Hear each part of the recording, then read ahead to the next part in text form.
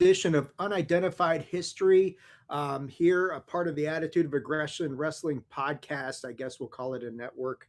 I think I'll still just call it a network for now. We'll see how the branding works. But coming to you here live tonight on this Monday night. Hope everybody's doing well. For the welcoming into the show for the first time, I have a guest who's not named PC Tunney or DJ.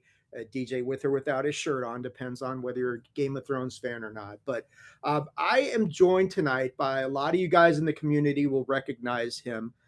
He's been on several shows. I know he shows up in X Spaces, and his story is one that we're going to do a separate, not tonight. We'll do it a separate episode where I want to get him and kind of tell his story and get an update on where he is. And I would urge anybody interested in Whistling Mike's story to check out the interviews he's done on places like Pavlo Barra, Seco Activo, Total Disclosure Podcast with Ty Roberts. But want to welcome into the show as he's going to try and wade through this insanity of a shitstorm of stuff going on in UFO land tonight with me. Whistling Mike. Mike, man, how are you doing, buddy? Hey, I'm really good. Especially this is my first time to be allowed on the network, so thank you for having me. Well, And I feel like I've reached the final boss now. So yeah. In full disclosure, this is like the first time we've really had an opportunity to do this, so it's not completely my fault. But no, no, it's cool. I know we've talked about this a few times. You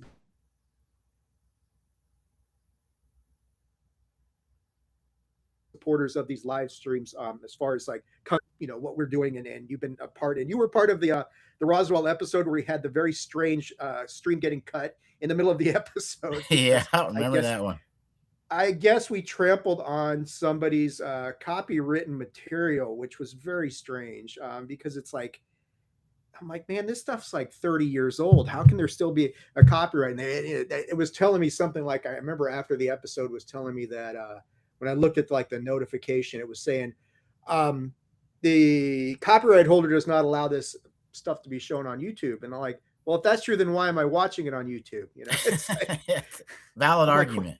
I'm like, wait, how does that actually work? But I fixed it, and the Roswell episode, as you know, was a really uh, that was probably the deepest dive we've done so far. And you had some really good points on some things, especially like the memory metal and just kind of like the whole notion of, well, if you couldn't bend, I remember you saying that you couldn't bend or break this stuff, then how did it explode?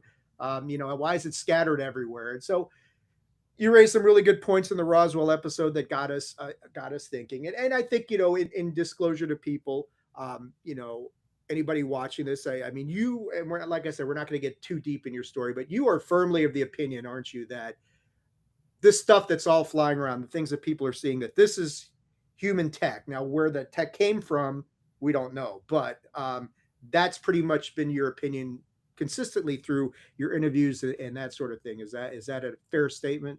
Yeah, that Roswell episode, I'd really encourage people to go back and look because you can kind of get an idea of like my analytical mind that just it's just the way I am. So when I'm thinking through it, but my main thing about that episode is there was stuff that I hadn't even heard that you Mm, had brought up. So even for those that know the Roswell case, it's worth going back in. We do some kind of thought processes. But yeah, so the way I've always been is I'm not going to say a skeptic because I've always that word's tarnished by some folks that I sure wouldn't want to be associated with. We'll just leave that there. But right. I've got to see it to believe it. I've been in a lot of spaces, talked to a lot of people. I've heard a lot of firsthand accounts. That's really the most intriguing thing to me. But, when I think back through it, I always think like that's great, but how can we prove this? And so, if I Right. can't have something in my hands to bring into a skiff and have it already analyzed, then I can't focus on that. So everything that I've brought in with physical material and pieces, like old Tim Phillips said, has pointed to human made technology that just does incredible things. Now, like you said, where does it come from? I don't know. I'm focused on kind of what I'm really good at. I don't think I'll ever get those answers, and I'm not Mhm. sure anyone will, even with the drops. But that's hate to be Debbie Downer, but that's buried.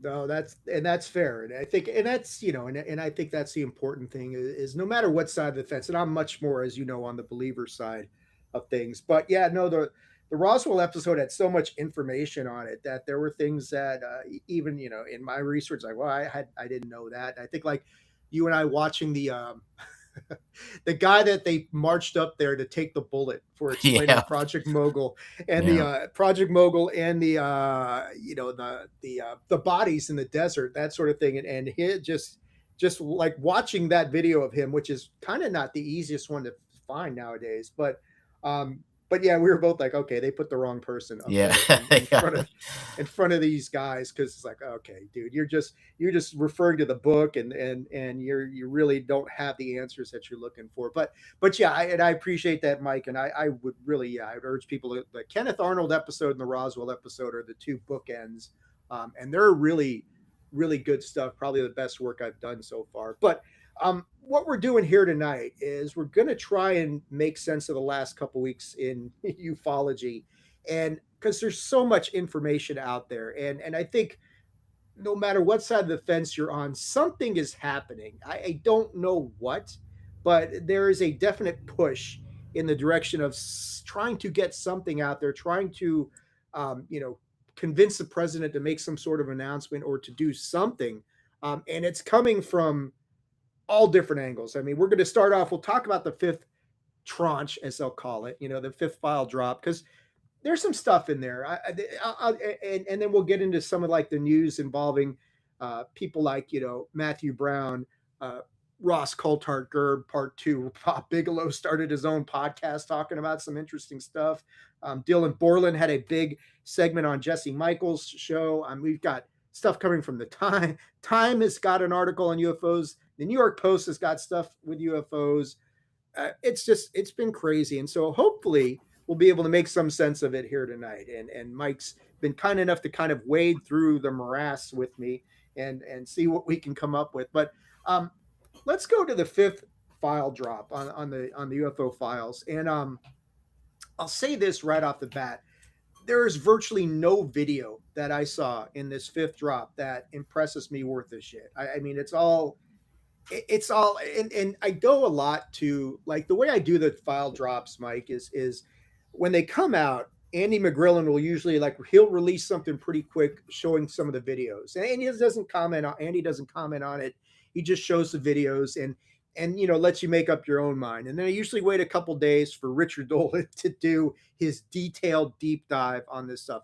And that's kind of what I did this week. And Richard kind of broke his analysis down into like four parts, and he did his best to try and sell you that some of the videos were worthwhile, but I don't even think Richard believed it at the end of it. So I didn't either. But there is some interesting. There are always this fascinating things in the documents themselves, and while the videos may not have anything, they they definitely have some interesting things in the documents, and that's been persistent through the first four drops, and that kind of stayed the course here.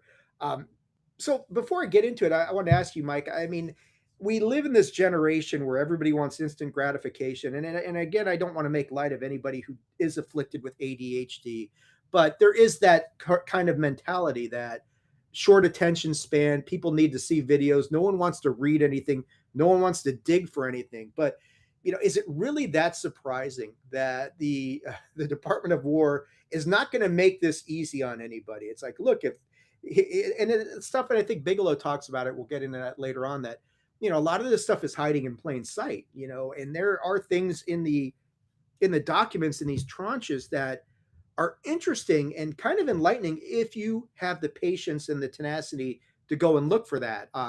Have you kind of noticed that as well in these file drops so far? yeah. I mean, that's the first thing that struck me is, as many times as I went into the SSCI skiff, you were expected, not just required, but expected to have a certain amount of information. And none of the videos that have come out, even the files really that have come out, would be accepted. You know, you sure wouldn't get another meeting and they sure wouldn't stay the full time with you. And so that's my problem here is we're Right. presenting stuff to the public that I know after going through it, you know, SSCI wouldn't have accepted. So, you know, right off the bat, that's a bad flavor in my mouth, right? And then we throw it in front of people, then we also black out all the sensor data, you know, Hmm. on the videos. Let's make Right. it even harder. And then you're left to speculation, and then which I would agree, there's more things to focus on within the data files. Then it's like your imagination's kind of running in. Yeah, not too many people want to go through those, or everybody that does comes out with a different idea or just kind of some conspiracy theories, but that's what we're going to sort through. So Yeah, yeah, exactly. And I think, like you're saying, if you went into, like you're saying, if you went into a skiff with some of the videos, they would just say, "You've wasted our time. Get out." And that stuff gets regurgitated and re-released to the public. And you know, I mean, you could sit there and look at these videos and say, what am I looking at? Okay, something is flying fast across the water. What is it? I don't know. It's like there's no erratic movements. There's no real 4K video. I mean, there's some interesting stuff, sort of interesting yeah, videos here and there. sort of is a good word because you know there's like one video, and I think the data that came out was like, oh, this was going 1,300 miles an hour, and Yeah. a lot of people were saying, "Oh my gosh, you know, that can't be ours." And it's like, do you know the amount of aircraft, even some older ones that we have, that will do that speed? And if Oh you yeah. even just use a simple Google and go through some files, you'll find out there are different smaller drones that Right. we experiment that go through that speed. So again, my problem isn't, you know, that people are saying it's UFOs, it's that we don't near have enough information other than our own narrative to decide. And I don't think that's getting the community anywhere other than arguing with each other. Right. Right. I mean, yeah. I mean, modern jets hitting 1,300 miles per hour. That's not that big. I mean, maybe in 47 or 48. Okay, then you got something to talk about a little bit. Um, but nowadays it's like, well, that's average. I mean, what did the SR-71 was like able to do, like 3,000 miles an hour or Yeah, I something mean, even insane like that? the you know the F-22, which is the fastest, its cruise speed is essentially that, not even the afterburner speed. So I mean, like, yeah, it's Right. not a you know, it's and again, that's you get this information, and if you can't provide all the things they blacked out, can you at least give us an analysis? And surely that analysis must say this speed is achieved by this many vehicles, you know, this many aircraft. I mean, like, give us something, but you're really just throwing it on the desk and saying, make the verdict. Is he guilty or is he innocent? It's driving me crazy. Yeah, I hear you, man. I hear you. And so let's get into some of these file drops. And the easiest way I'm going to try and organize, because this is unidentified history, so I'm like, well, let's keep things chronological. That might be the easiest way to kind of approach this. And so we'll share this first one, and this is going to go back to 1947, and the designation is, and these file drops are always difficult to make sure I remember where the hell did I put this file in the first place. So DOWUAPD 099. So this is a Ghost Rockets document. If I can find where it is here. Uh, wow, this one might actually be easy to find, Mike. Amazing. It's right there at the front. Okay. So this one is now we're talking about the Ghost Rockets event, which is the study of whatever was going on. And I think, Mike, you were on there. We've already covered the Ghost Rockets on unidentified history as one of the historical deep dives that we did. And this one is talking a lot about this event that took place predominantly over Scandinavia, as you can see here. And I think like it's on where is it? Pages, they got the conclusion on here, which is kind of interesting because the conclusion section right here is where I find this interesting, because they're saying the Soviets are known to be working on various guided missiles. They have the ability to produce and probably have tested missiles of the V1 type. Without warheads, slightly improved motors, these missiles could have a range of 500 miles, and the only available German missiles believed capable of horizontal flight at low altitude. So they're looking at this thing already and trying to tie it back into whatever the Soviets grabbed from Nazi Germany right after the war. And we know they got their hands on certain tech. Now, I mean, there's all sorts of reports and speculation about did the Nazis get a lot of this stuff out of Germany? Did they get that to South America? Did they possibly get that to Antarctica? There's all sorts of reports and things like that. But three of the people reporting sightings have mentioned the noise of an outboard motor, a characteristic of the impulse duct motor used on the V1 by the Germans. So, if you're hearing things, and this is just part of the study on the ghost rockets. So they're saying at present there may have been only 2 or 3 real incidents, perhaps as many as 5 or 10 low flying missiles of the V1 type. And the high altitude missiles reported seem definitely to have been meteors or fireworks. I don't know about It that. throws everything in the kitchen sink as a possibility into this one. Right. It really, and this is where you come in here, and done at a time the Swedish public was demanding reductions in defense expenditures. So the Swedish officials, the attitude was, um, they're coming up with this, okay, V1 rocket, Soviet stuff. They got something from the Germans. They were launching it over there. The Swedish guys, though, they were definitely like coming up with a complete sort of different take on this whole thing. And it's an interesting first article talking about these ghost rockets, and you can kind of see the military spin on this thing. And I mean, it was, the thing about the ghost rockets is there's so much about this event that is still, compelling, but you don't know what happened. It's like, okay, well, were these meteors? Most meteors don't fly horizontally for any appreciable length of time. And I think you see that in the whole green fireballs discussion of which was in the last drop. So I thought, it's an interesting kind of mental endeavor here with the Ghost Rockets document to kind of look at that and say, okay, well, what exactly did the Soviets get out of Germany at the end of the war? Could they have had these sort of capabilities? Certainly sounds like the V1s may have had that. The V2s probably not so much, but I don't know. I mean, what do you think of the whole Ghost Rockets event and whatever was going on? Because there are some, like when we covered the event, some of the stuff that crashed into lakes and things where you could tell that the ocean, like the floor of the lake bed had been disturbed, but there's no debris or anything that was found, and divers went down there to look for it. But I don't know, man. What do you think of that whole event? And I mean, is this all just the Soviets flying stuff over Scandinavia and testing out German artillery or military stuff? Well, I think you pretty much covered it. This has got to be one of the most interesting times to look at, because you have so much going on. First of all, you have, is there any correlation? It's around World War II with nukes and UFOs, UAPs. Then you have what technology was being developed. That's its whole other episode. What could or Yeah. couldn't. So there's really is the realm of all possibilities and all narratives in this, and I can appreciate that. But for me, it's what the problem is, and it's even coming up on the Nimitz now, where you've really timed out the evidence, the witnesses, to where we have these narratives. And again, it's almost like, why would you have stopped there? That's my question. Surely you must have wanted to continue on to figure what that is. When did you last see these? I mean, Hmm. like, was there any Right. sensors built to pick this stuff up? So yeah, we're left with this mystery of anyone could say whatever they wanted to, and you couldn't prove it, but you probably couldn't disprove it. So for me, I have to push that aside just with the way my mind works. Right.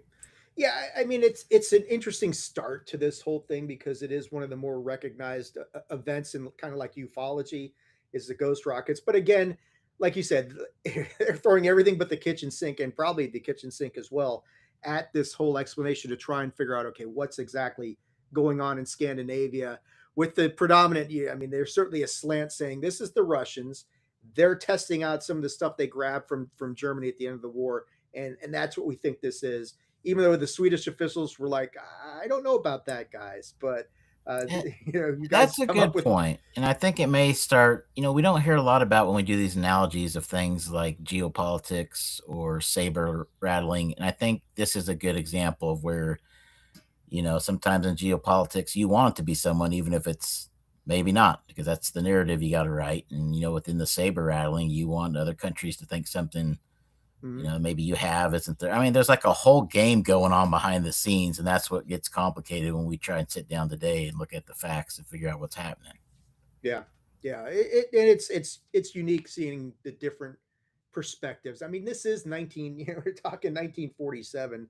The world's a very different place at that point, and it is the post-war era. And there are a lot. I mean, one of the theories about the ghost rockets is it's just post-war nerves, and it's hard for us. Even though whatever's going on in Iran is one thing, but for average person, we've never really been in that sort of combat zone, and good God, what Europe went through in World War II. I mean, if they were a little jittery, I don't blame them for Hmm. for some of the stuff that they Yeah. were going through. It So reminds me of Roswell, where it's kind of like something happened here.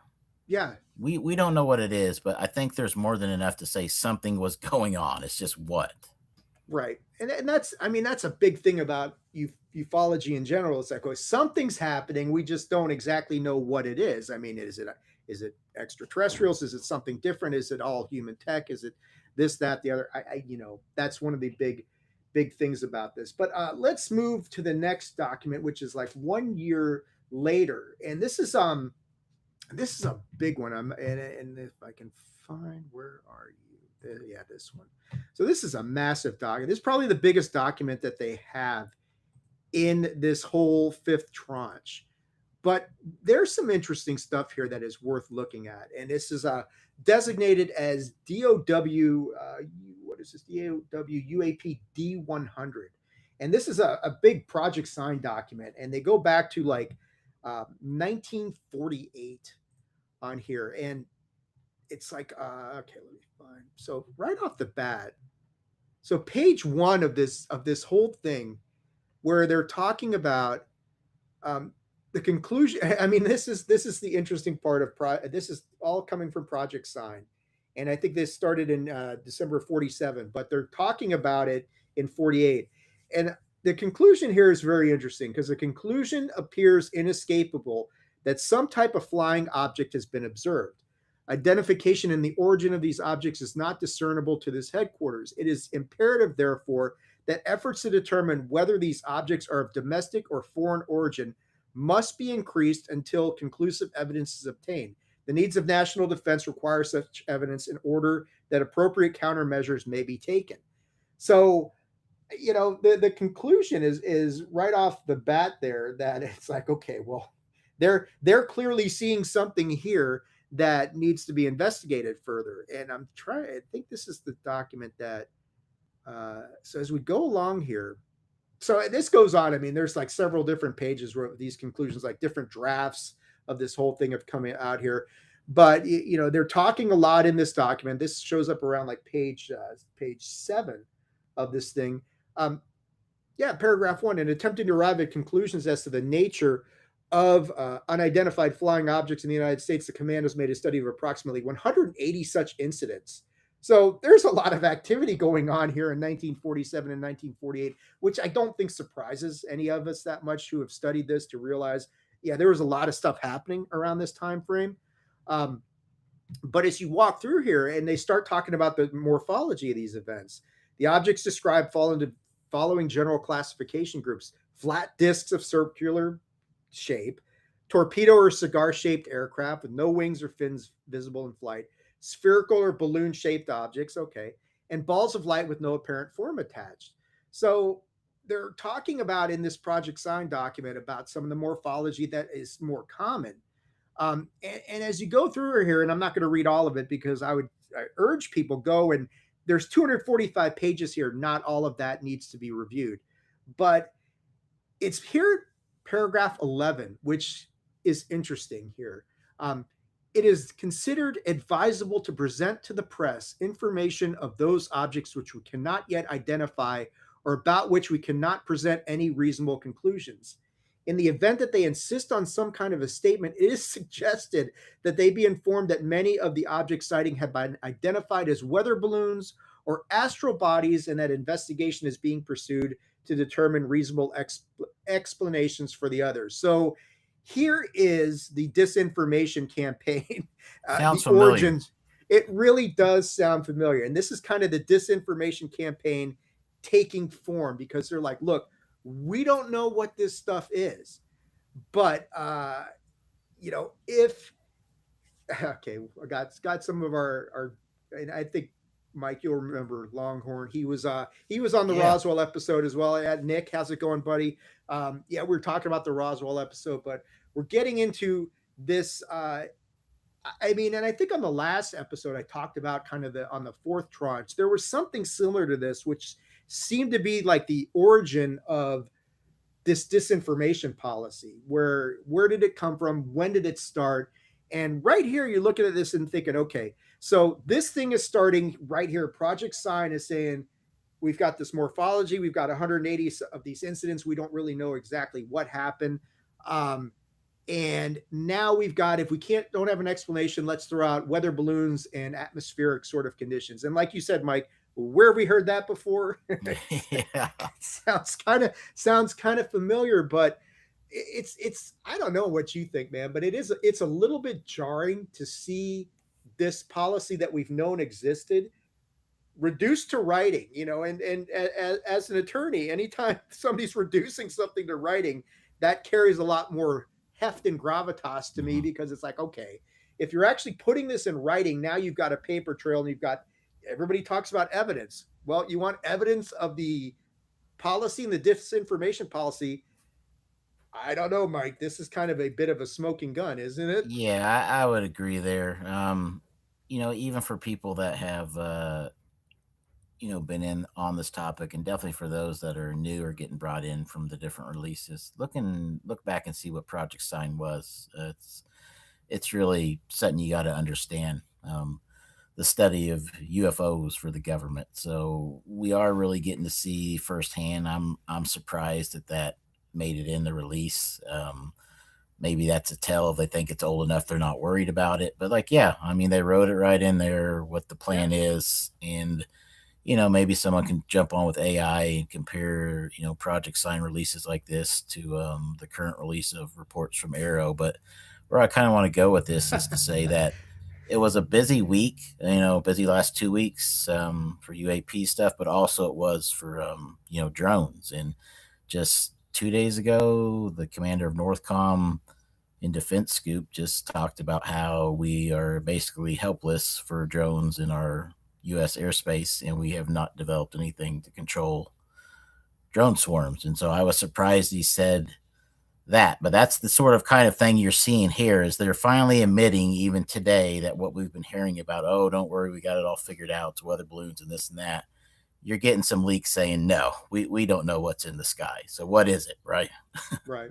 Right. Yeah, and the drone information, like you're saying, that's a big problem. And I mean, you just look at what Ukraine just did to Russia with the drone attack a couple days ago. I mean, there is no defense, or if there is a defense, it's an inadequate defense. And I think, like you're saying, people really need to pay more closer attention to all that stuff going on. But and that's of course our own. That's a separate discussion. Yeah, But well, I mean, I just slip in there. You basically quoted him when he said we have inadequate defense, and then about 5 days ago, there was another interview, essentially report that came out that said we tested one of our expertise drone groups with high tech stuff against the Ukrainians in a friendly scenario, and the Ukrainians picked us right off the bat. All of our trucks, all of our ships, just using drones that we couldn't see. So, there's two things here. One is you have to kind of admit you're being lied to, that we've got things under control. And then it rolls into, if we don't control drones in the sky, then that means we don't control anything that flies. So it goes into the UAP thing. Do we know what's up there? right, No. and like you're saying, this is a perpetual problem. This is a problem that has been existing for 80 years, and not the drones, of course, but the mindset of 80 years, whereas if we don't understand something and don't know how to handle something, we will just minimize, spread disinformation, do anything we can to diminish the impact of these sort of events. And that's our that's our best defense. It's And like, going well, after whistleblowers always helps too. yeah. Retaliate against whistleblowers. That's anybody who actually wants to bring this to the public's attention. Let's go and smear them, because that always works. But um, yeah. it's sad, and we'll get into more of that as we go along. I'll go back to this record. There's one, and I actually shared it with my wife. I got to actually find, you know what, I'm not going to scroll through this because there's this great thing where you can actually just, plug in the page number and it goes right there. I mean, it's shocking what modern technology does. But this was an interesting one because of where I live. Because, and I was showing it to my wife earlier, and so this is from Bakersfield, California. This is on page 135 of the 245 pages of here. Observation by Mr. Lee Buckner, Bakersfield, of two objects falling to Earth from unknown source on the 5th of March, 1948. Description of objects similar to falling aircraft with smoke and debris trailing. And this is out at Buena Vista Lake, which is out near the golf course, one of the golf courses out here. So, I mean, this seems like, to me, I'm like looking at this and it's like, well, this seems like a plane or something had crashed, or two planes had crashed into each other and they're falling to the ground. But you'd sure think there'd be some bigger follow up about that. And the first thing my wife says is, she's like, well, where's the follow up report to this? It's like, that's a really good question, babe, because it's not in here. But there's nothing to really this other than, like, you see some of the stuff that's in here and it's like, well, I think that's probably explainable. And I'm not sure why it's in here, but obviously somebody thought it was something weird. But And it may it's be just, those tensions you talked about. I mean, yeah, everybody's still on edge this yeah, time. yeah. I mean, and California was right on the coast, and where there was so much concern about the Japanese for so long, and that led to some of what happened at the Battle of Los Angeles in 1942, at least to a certain extent. But let me skip ahead to Yeah, here. for anyone that's interested in that, I mean, the jet streams coming over with all sorts of stuff was a major worry, and that's where it was going to hit California. So I mean, there were a lot of eyes watching what was in the sky. Yeah, yeah, and I mean, and I tell people, go back and watch our Battle of Los Angeles episode, which was like the first historical dive that we did, and we really couldn't.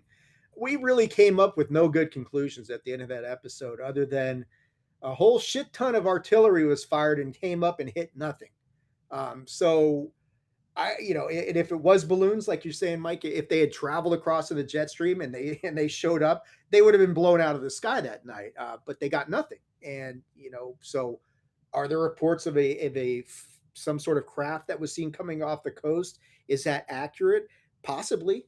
Was it just like you're saying, war nerves, and somebody thought they saw something and they just opened fire on absolutely nothing? That's as possible as anything. So, yeah, but like you're saying, there was a lot of stuff about balloons flying through the jet stream and trying to get over to the United States, and I know that's one of the possible theories for Roswell.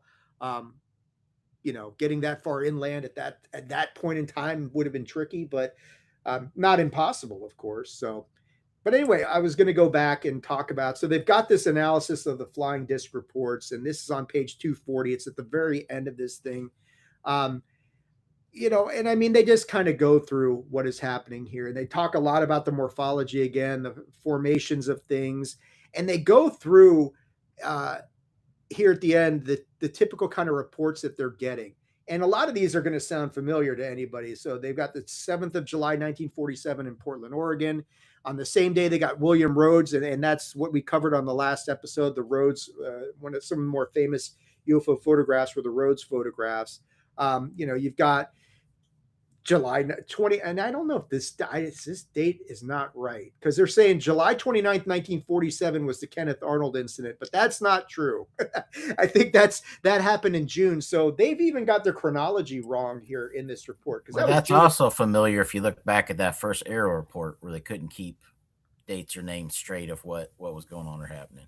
Yeah, yeah, exactly. And I mean, attributing Kenneth Arnold to a July 29th, 1947 event is like, oh, you guys are like a month and a half off. So, because I know that definitely happened before Roswell. Then they're talking August 47. Um, so it's kind of interesting to go through the end of this report just to look at the events in 1947 that were being reported, because some of them are familiar. There's some that I've never heard of before. They're talking 3 United States radar intercepts of unidentified radar targets flying near or over Japan. It's like, okay. And I know we're still monitoring Japan at this point in time because we're trying to help them rebuild after we destroyed it. But they talk about the investigations that they did, and just it's an interesting way to conclude this thing, flying discs are reported widely scattered observers, probably represent something real and tangible. Even though physical evidence such as crash recovered exhibits is not available. Now, I don't, I mean, and somebody like me is going to look at the wording there and say crash recovered exhibits is not available. When they say not available, that doesn't necessarily mean doesn't exist, Um, and Yeah, I, so I don't, 100%. so I don't know what not available other than, yeah, we've got it, but we're not going to make it available to you. So does that mean that that's what it was, or does it mean that it's not in existence? I don't know, but I have I a think that hard time thinking, because not all these were going to be some sort of UFO. Eventually, something is going to be man made. And at some point in time, there has to be some sort of crash retrieval brought down. There can't just be nothing from all of this. I have a hard time believing that. right, exactly. So there's got to be something up there, but it just gets very strange, and I mean, for somebody like me who deals with, um, reading stuff and looking between the lines and looking at wording, I think a lot of this stuff, and I think, anything that they put in like the presidential memorandums and things like that, where they're talking about people have to report things to designated agencies like you've got right now. I think the wording is really important on all of this stuff, because anytime you're looking at statutes or codes, the wording and the language has to be very specific for that statute or that code to mean what somebody thinks it means. Like if there's a mandatory reporting provision, you're going to see the word shall appear somewhere in that language. And if you don't see that, then it's not mandatory. It's kind of permissive or maybe expected, but not mandatory. So when I look at that and say this stuff's not available, what does that mean? Because I don't think it means not in existence, but um, let's I see just what I give that a 0% chance of it. All those reports and all that stuff. We didn't bring anything down or nothing crashed. It just there's no way. yeah. Nick's talking about we've been building a 21st century military with 20th century technology. Talking about, and this is what you tied into, Mike, earlier, looking at the success Ukrainian drones have had on Russia. And like you're saying, we don't have, we've admitted we don't have a very good defense to this stuff that's going um, on our own drone front. So I, it's all you're closer to that stuff than I am, but it's all very good points to make, and Well, he interesting stuff. nailed it. It's kind of like Yeah, saying, "Is there anybody else out there?" We don't know, but there's an expectation that there would have to be. Well, it's the same thing here. If we don't know what's in the sky, there's an expectation is something we don't want is up there, or something we don't know about. Right? Which is that's how it works. yeah, yeah, absolutely. There's too much stuff going on up there that we don't know what it is, and yeah, and Nick's saying hi to you, sir. There you go. So yeah, Mike's in here, Nick's in here. Let's keep rolling here. Let's move. We're gonna move about 16 years forward to 1964, and we've got some CIA documents. These are coming out of Puerto Rico. Um, and let's see, this is CIA UAP D022 and D023. And here we go. Boy, you'd almost think I'm getting good at this stuff at this point now, Mike. I will say, out of all the shows, with the chronological order, the way you do it, you lay it out basically like an attorney. I think this is the best way for folks to understand. It's a good one to follow. You'd almost think I'm an attorney or something. And I did, I didn't just stay at the Holiday Inn last night, but no, no, I appreciate that, Mike. It's easier for me. I mean, because there's so much. One of the big things that we'll talk about, like Dr. Phil has said the whole thing, and I think there's a lot of truth to this. And Grusch said the same thing, which we'll watch some of that. But they just dump all this stuff on you, and there is no rhyme or reason. They don't curate it at all. They don't tell you where to look. They don't give you any sort of interpretation, which of course is completely intentional. But Hundred for percent intentional. yeah, for anybody trying to like make sense of what's in these drops, then I do think trying to come up with some sort of system of organizing this actually helps, which is kind of what I'm doing here. It's like, well, let me see if I can't help people out on this, and doing it chronologically, just kind of because it's cool because you get to kind of see how these events kind of unfold. So like on this document, this is from Puerto Rico in 64 and 65. And I think where is the So this has got a good description. I'm not sure if it's this document or the DO20. They're both kind of similar documents, but let me pull up the other one because I think that might actually have a little bit of a better um, description of this. So let me get rid of that and go here. Yeah, well, this one's got a little bit, I think, more streamlined description of this. Okay.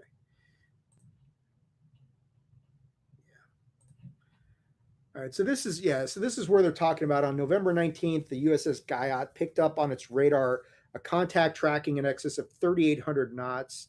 Um, there's a fighter at 35,000 feet. A high altitude, high speed object was detected. The object slowed and steadied, maintaining a position to the fighter at 9 o'clock. Uh, so this Crusader pilot went up to investigate, and this is kind of a little bit similar to like the next historical deep dive we're doing is the Thomas Mantell um, incident, and it's the pilot who chased after the UFO, never caught it, and crashed and died. Unfortunately, tragic circumstances. One of the few cases of a casualty involving UFOs that we know of. But in this one, the Crusader pilot selected afterburner, attempted to close on the UFO. At about 5 miles, the object accelerated at extremely high speed in a 20-degree climb and pulled away from the fighter rapidly. Um, Here's an interesting part. They were tracking this thing on radar, and this is 1964, so radar has come a long way since 1947. So they're trying to track this thing for 21 minutes. And on returning to Roosevelt Roads Naval Air Station, the object again closed on the fighter from the eastern to the 4 miles. So they're monitoring this thing for quite a while. Um, and they're looking at this thing at full moonlight. Weather was good, visibility was good. UFO was identified as a delta-shaped object about the size of a jet fighter. So, um, that's a really good description of this kind of weird event that goes on in the skies above Puerto Rico. Um, yeah, I don't know, This Mike. It's crazy There's for so many reasons. I mean, even if you converted the SR-71 over to knots, you're talking like what 2,300. This thing's doing 3,800 in the 40s. Boy, this is six. This is 60s, but the still, 60s. So you're yeah. still doing double the speed of the SR almost. I mean, this is a it's hard to look past this one. Right, right. I mean, and I mean, I think like you're saying, the speed is involved, and I'm glad you pointed that up because you're much more familiar with aircraft capabilities back in the '60s than I am. But tracking anything on radar for 21 minutes is still pretty impressive. Even in the '60s, where you hear so much about, well, we couldn't get anything on radar. There's no real evidence of anything like that. But here, you've got an event going on in Puerto Rico where they're tracking this thing for 21 minutes. A guy goes up in a pretty fast jet, that my understanding from this time frame, and this thing just pulls away and leaves it. Now, I don't know if a 20-degree climb is something that is remarkable, but it sounds kind of like it might be something unique. So yeah, I think that's an interesting one to kind of look at and say, well, what the hell was that? And it's Yeah, obviously in the you got two choices here. One is, and I'm sure that's what the official explanation will be, is that when you look back at the radar, kind of like you hinted at, during those years, could you even have tracked something that fast? And that's probably how they're going to talk it through, like it's a nothing burger or a failure. But if there's truth to it, and that 20-degree angle at that speed, yeah, that it should have ripped things apart if it wasn't already. And when they sent up that particular plane, that was for one purpose, and that was to run it down. And you saw what happened. So, yeah, that's hard to just push that one aside. That's again, there's something that happened there. It's what happened. Yeah, it really is something that was out there, and I know it's you're saying they were locked onto something for 21 minutes. Exactly what that was is a much more difficult explanation to make. But we're going to get a little bit more modern here and move forward to 2002, and there's some FBI documents. We've got FBI UAP D024 and D025, and where are you guys? There we go. Okay, so these are some interesting ones. So now the videos in this fifth tranche are nothing to write home about, and I think we kind of already established that. But there are some rather unique artist renderings that we get in this thing. And I'm not a big fan on the artist renderings because it's subject to interpretation. But a big thing about this fifth tranche that you see, especially starting about here, I mean, up till now, it hasn't been the case. But starting around here in 2002, this tranche shifts big time into something you're familiar with, Mike, and that's triangles. And the rest of this tranche is really talking about triangles, and the artist renderings are triangles in that. And so, like in this first document, we're going back to like they're talking in 2023.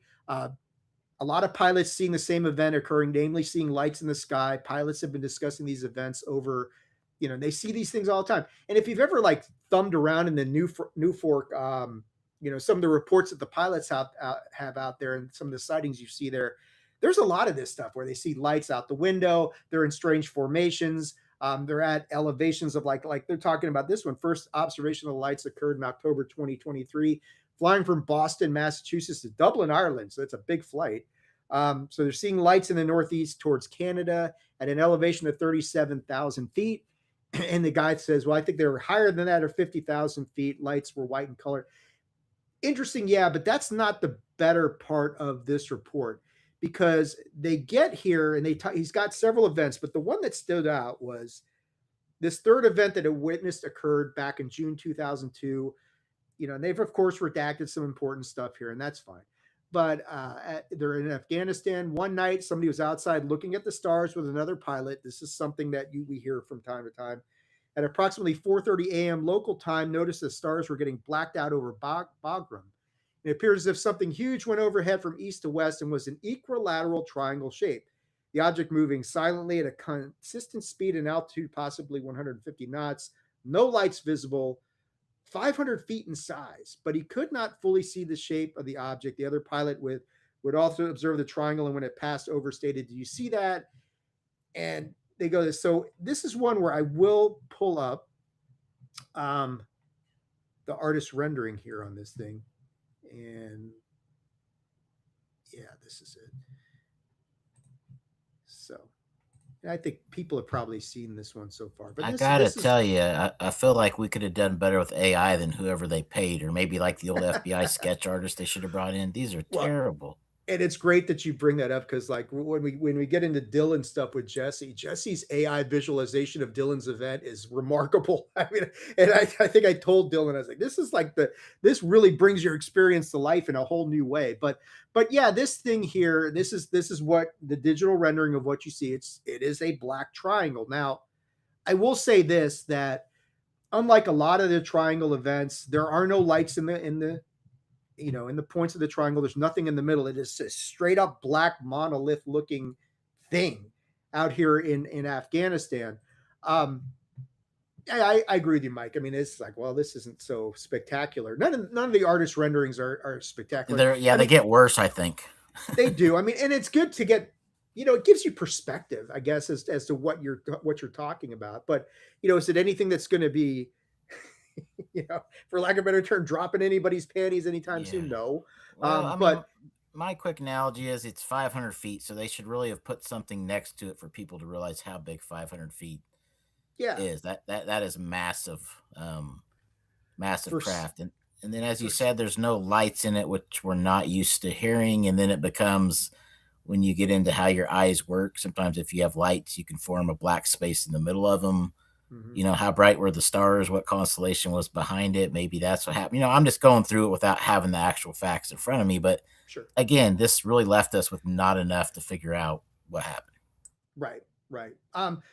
To your point about the craft, the size of this thing, I'm going to show a video later on of Ross and Gerb talking about something. And Gerb had made a comment, and I want to get your take on it because I tend to agree with him that any triangle that's probably in the 200 to 300 foot range, Gerb thinks it's ours.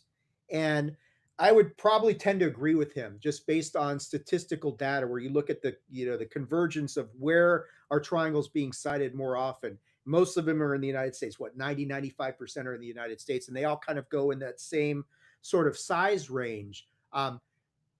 Probably once you get beyond 300, I mean, something like this, 500 feet is such a massive craft that it tends to run against the notion that it could be ours. But I just want to ask you in general, Mike, do you agree with Gerb on that point, that if it's in that 200 to 300-foot range, it's probably ours?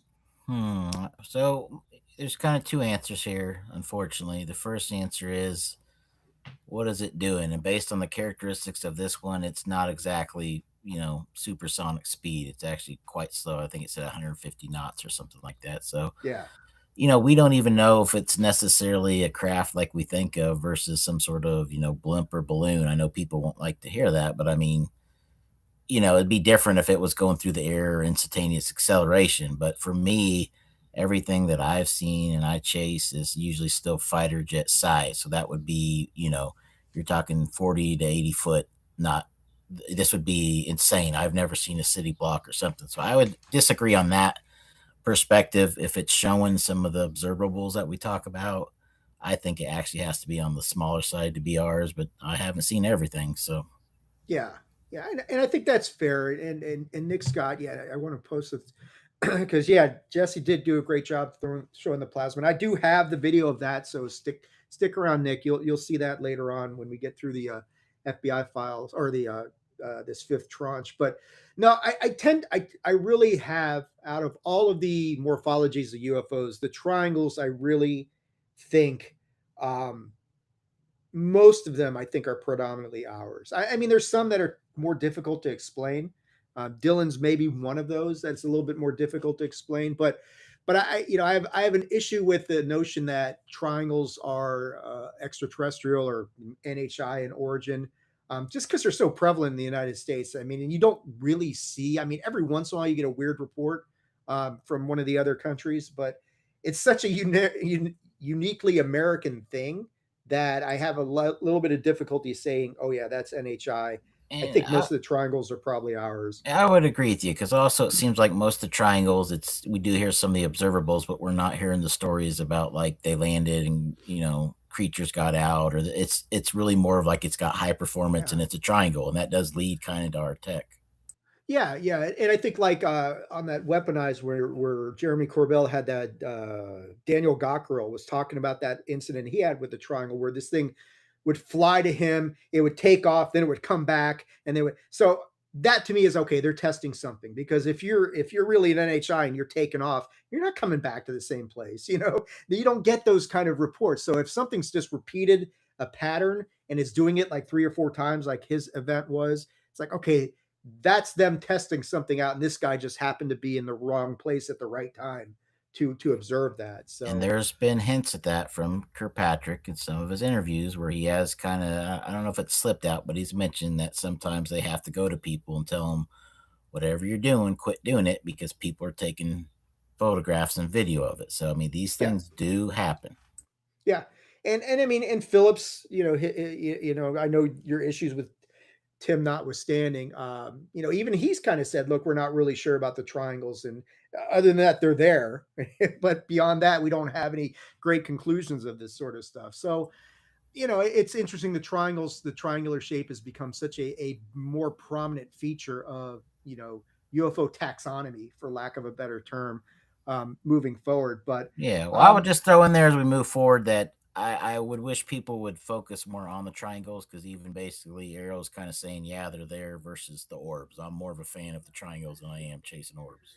yeah, yeah, and I mean, when we talk, I mean, one day we'll have to not hear, but I'd like, I'm trying to figure out the physics of the triangular shape and why that'd be more amenable to some of these observables. But I don't want to get into that. We'll save that for another day. But moving forward on these, we're going to go to some more FBI UAP D028. This is going back to 2011. Let's see. Okay, let me get rid of some of these. 26, 27, 28. Here we go. So this is another one of these FBI UFO reports from this fifth drop. And what's happening here? So let's see. Dogs are trying to tell me that they're like, hey, Dad, what's going on? It's just my puppies. So this is another dark triangle with lights. So that's really the gist of this. And again, I think this kind of goes back to what we were just talking about, Mike. There's so many of these dark triangle reports. Leaving evening of June or July of 2011, somebody's leaving the driveway, driving the vehicle, front passenger vehicle, 50 feet from the driveway. Okay, so we're getting into all this stuff. A triangular shaped object flying north. The object had a car size white light. Now, this one, unlike the one we just talked about, does have the white lights in each of the three corners, emitting a diffuse glow and recessed back a bit from the corners, low to the ground, creating a low humming noise. So this is kind of like definitely says to me man-made, because you're saying we got the three lights. It's not silent. It's a humming noise and making a pulsing sound. That's kind of similar to yours, isn't it? Yeah, that sounds real familiar. Yeah, it really does. And so, he sees the object for 10 to 15 seconds. There's no contrails left behind. Um, so, I mean, it is another triangular event, and it certainly has all the indications that sounds more of the man-made variety. And I think, yeah, like you're saying, these renderings get worse as we go along. So let's take a look and see how well they did with this one, which is probably not going to be so great. But yeah, so this is the artist rendering of this one. I mean, yeah, you're right, Mike. These are like stick figure sort of equivalents, but all right. I mean, again, now this one I will say, okay, so some of the criticisms that we had of the last one, you do have something here for scale, right? So you've got the trees, so you get some sort of context as what's going on, but still, I mean, this is a pretty crappy Yeah, and I think they rendering of said this. 100 foot long. So even based on that, looking at that rendering, I wouldn't have guessed it was 100 foot long. So even that kind of seems off to me. I know I'm bickering on the artist renditions, but No, it's a fair something, fair, because this is like you're putting these in the Department of War's UAP, the Pursue releases, and these artist renderings are like, yeah, I get it. Just give somebody something really rudimentary as far as like trying to give somebody some sort of scale or scope as to what you're talking yeah, I about. mean, if you But say 100 foot, and now I look at the lights, my mind wants to say, well, then how big is that light? And then all of a sudden the lights are huge. So is that artistic, you know, creation? Is that what the guy actually said? And the lights were, good lord, 10 foot each. I mean, like there's so many things where it confuses people really trying to dig in and figure this out. yeah, yeah, you can look at it and make up your own mind. I mean, the only thing we can say is, okay, this is starting to feel real familiar. We got the lights in the corners, we got the low humming noise, and especially for, based on your experience, it's like, well, that's very familiar. So, um, but yeah, I mean, it's nothing spectacular to look at that and say, well, okay. I mean, I appreciate, sort of appreciate the effort that they're trying to do here, but at the same time, it's like, all right, what are we doing here, guys? Moving now, we're going out to DOW UAP PR123, where it's just up into 2019. And now this is one that we're very familiar with, and this is and let me pull this up here. So where is PR123 and 124?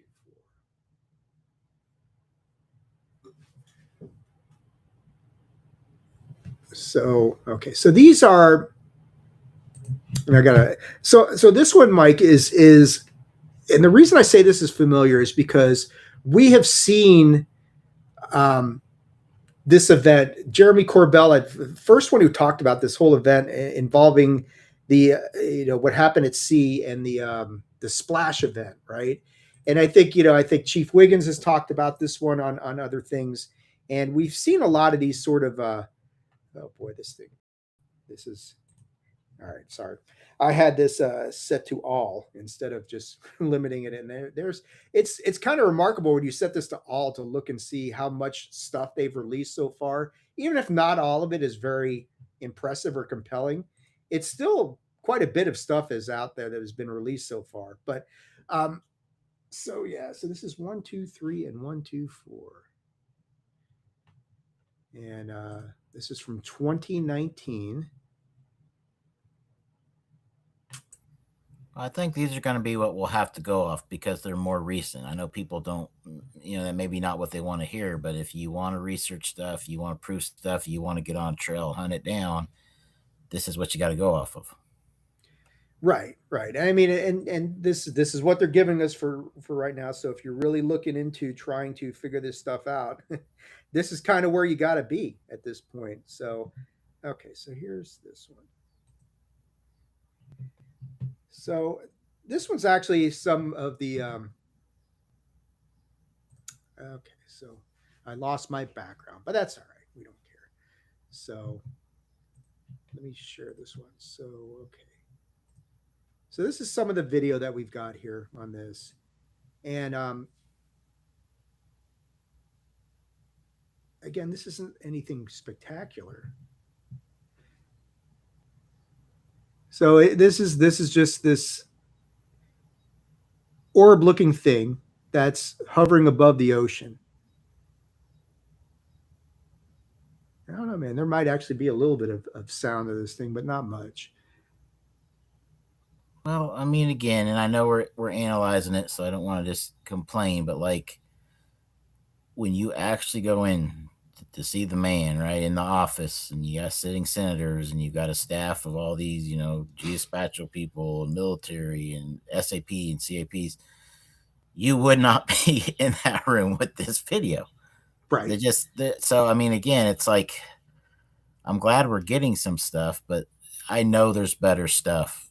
And we know there is from Arrow, from what they've said, whatever it is, the 3% or something to look at. I mean, you got to quit giving us these little blobs. I mean, it could be anything. Right. Yeah, exactly. I mean, and that one is okay. There's nothing real compelling there, but I'll do the other one, which, and this one is the one I think people are much more familiar with. And this is, if I, yeah, this is a splash event. Now, Jeremy Corbell has already shown this. So this is one that people have seen. And I think when they say, and we don't get the audio on this thing, but when they've shown this before, you hear somebody say splash, splash, and it doesn't necessarily mean that there was a splashdown event that happened. It just means that, this object, whatever it is, enters the water. So this is one I think many of us have seen before. It's this object that's hovering above the ocean, and it gets down close to the surface, and then it's just going to disappear. And so some of this is just like the lead up to this event. Yeah, and again, I mean, there's no doubt in my mind that, like, for And then instance, it disappears there. one of the big things you figure out is the acoustic signature. We know that back from the World Wars and submarines, so like we know they were recording a lot of other sensor data. I mean, there's just so much missing information for us here. Right. Right. And of course that's deliberate as well. So Of course. we know that they don't want to give you any information that's going to enable you to make a detailed opinion on that. There is one other video that kind of came out of this thing that I thought is interesting, and I'm glad you're here because I wanted to get your take on this. So I think it's the same event, and it's it is the same event. So this is DOW UAP PR126, and let's see if I can't share this because this one's kind of a little bit longer, but so yeah, I mean, and there's all this crap in the background here, right? And then they zoom in on these lights that are sitting out here. And what I wanted to ask you about with this video is, so like here you've got these look pretty big. But then you've got these and it's hard to see because this video is such shit quality, but these lights going here, Mike, I can only get, if I'm guessing, and this is military footage, are we to say, okay, those are jets coming in for a closer look?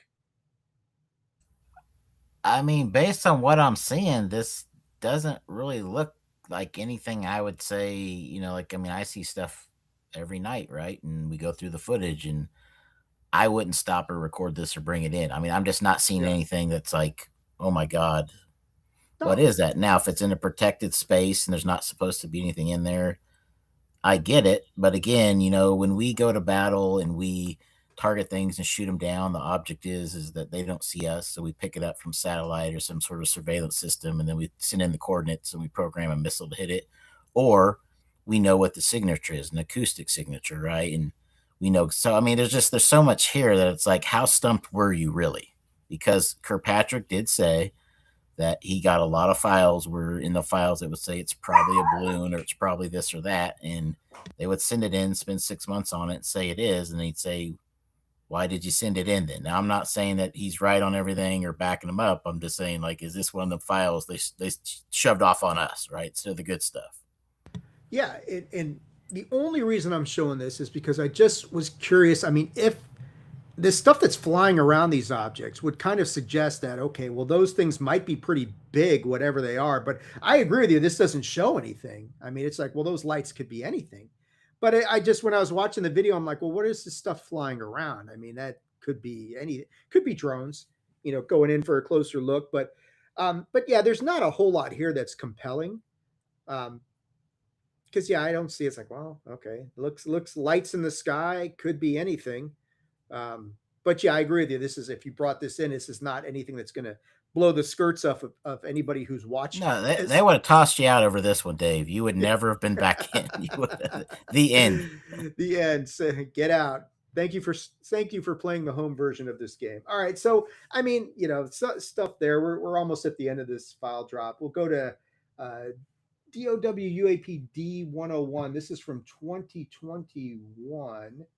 I'm trying to find my notes on this one. Okay. DOW D101. Where are you? There we go.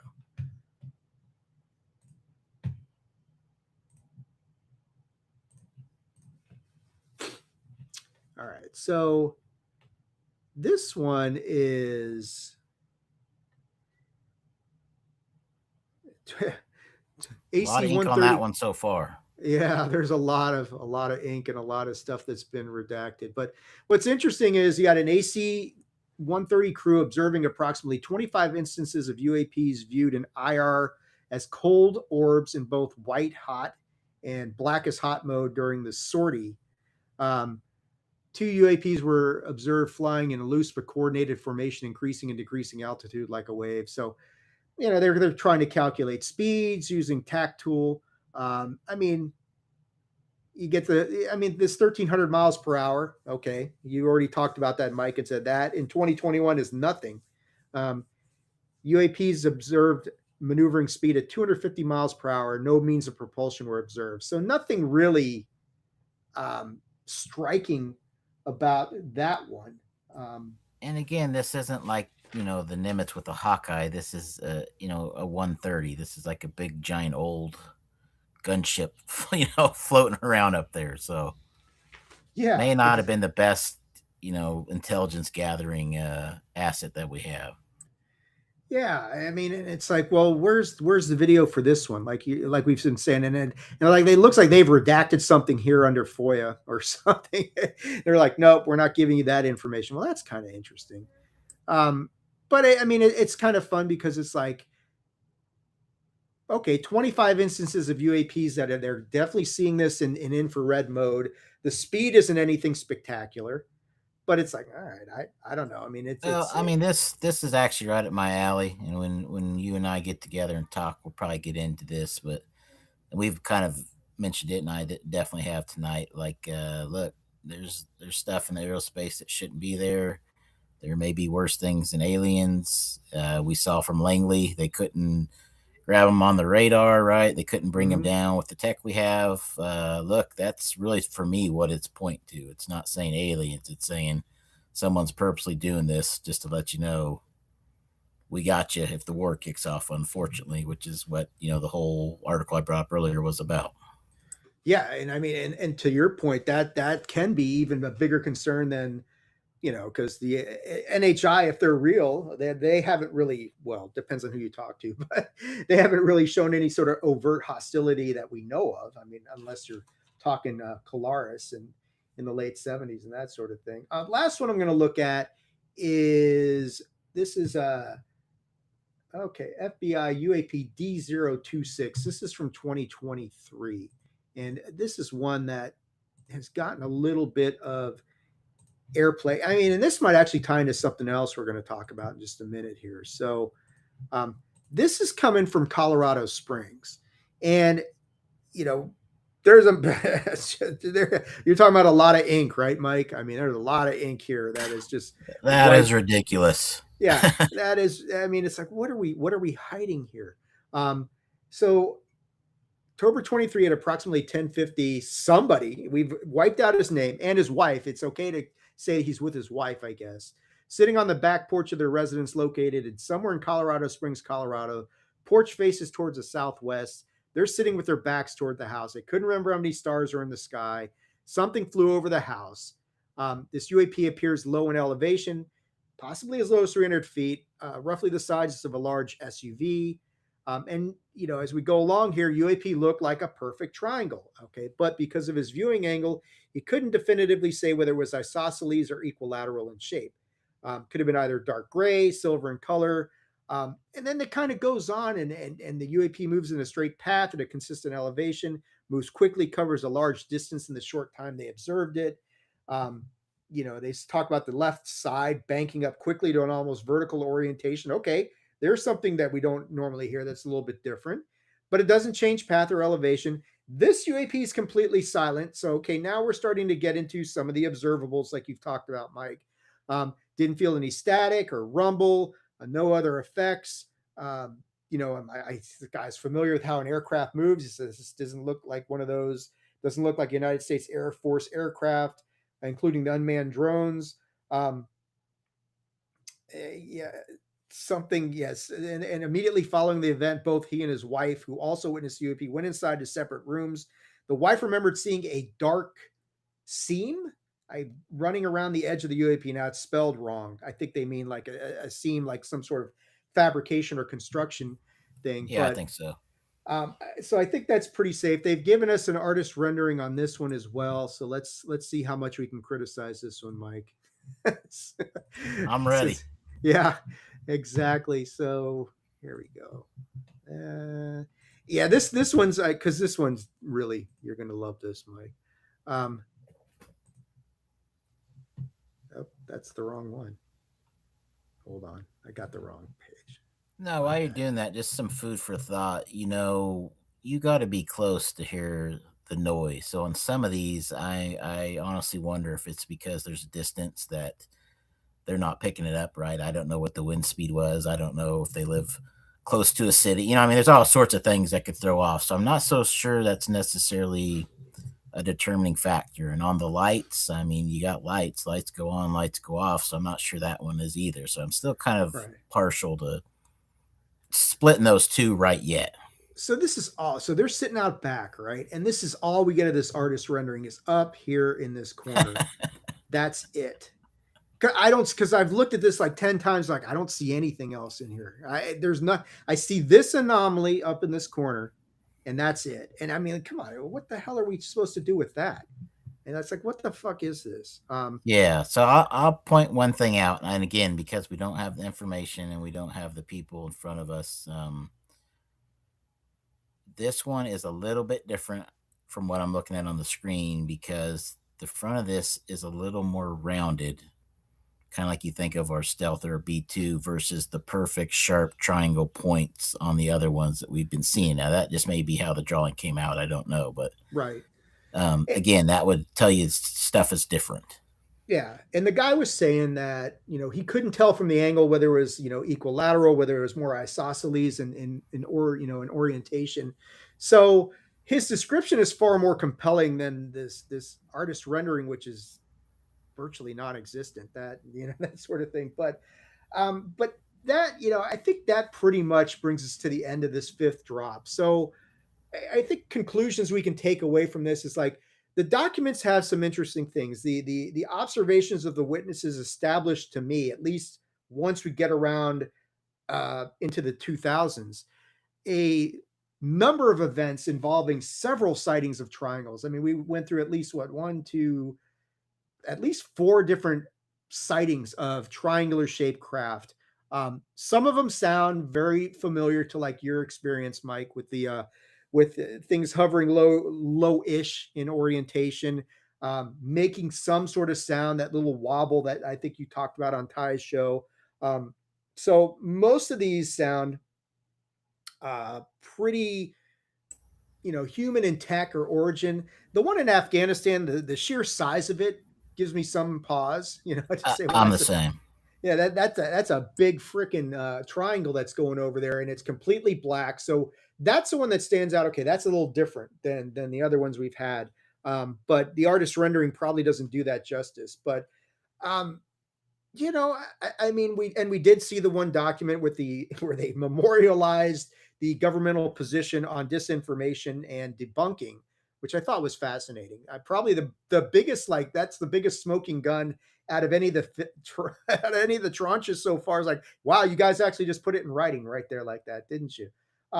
So that was surprising. But your general takeaway of this fifth tranche, I mean, some people are going to say big nothing burger, but there's some interesting stuff. And certainly that official policy on debunking and discrediting this that they actually put in a written document, maybe the most interesting thing I've seen of the five drops so far.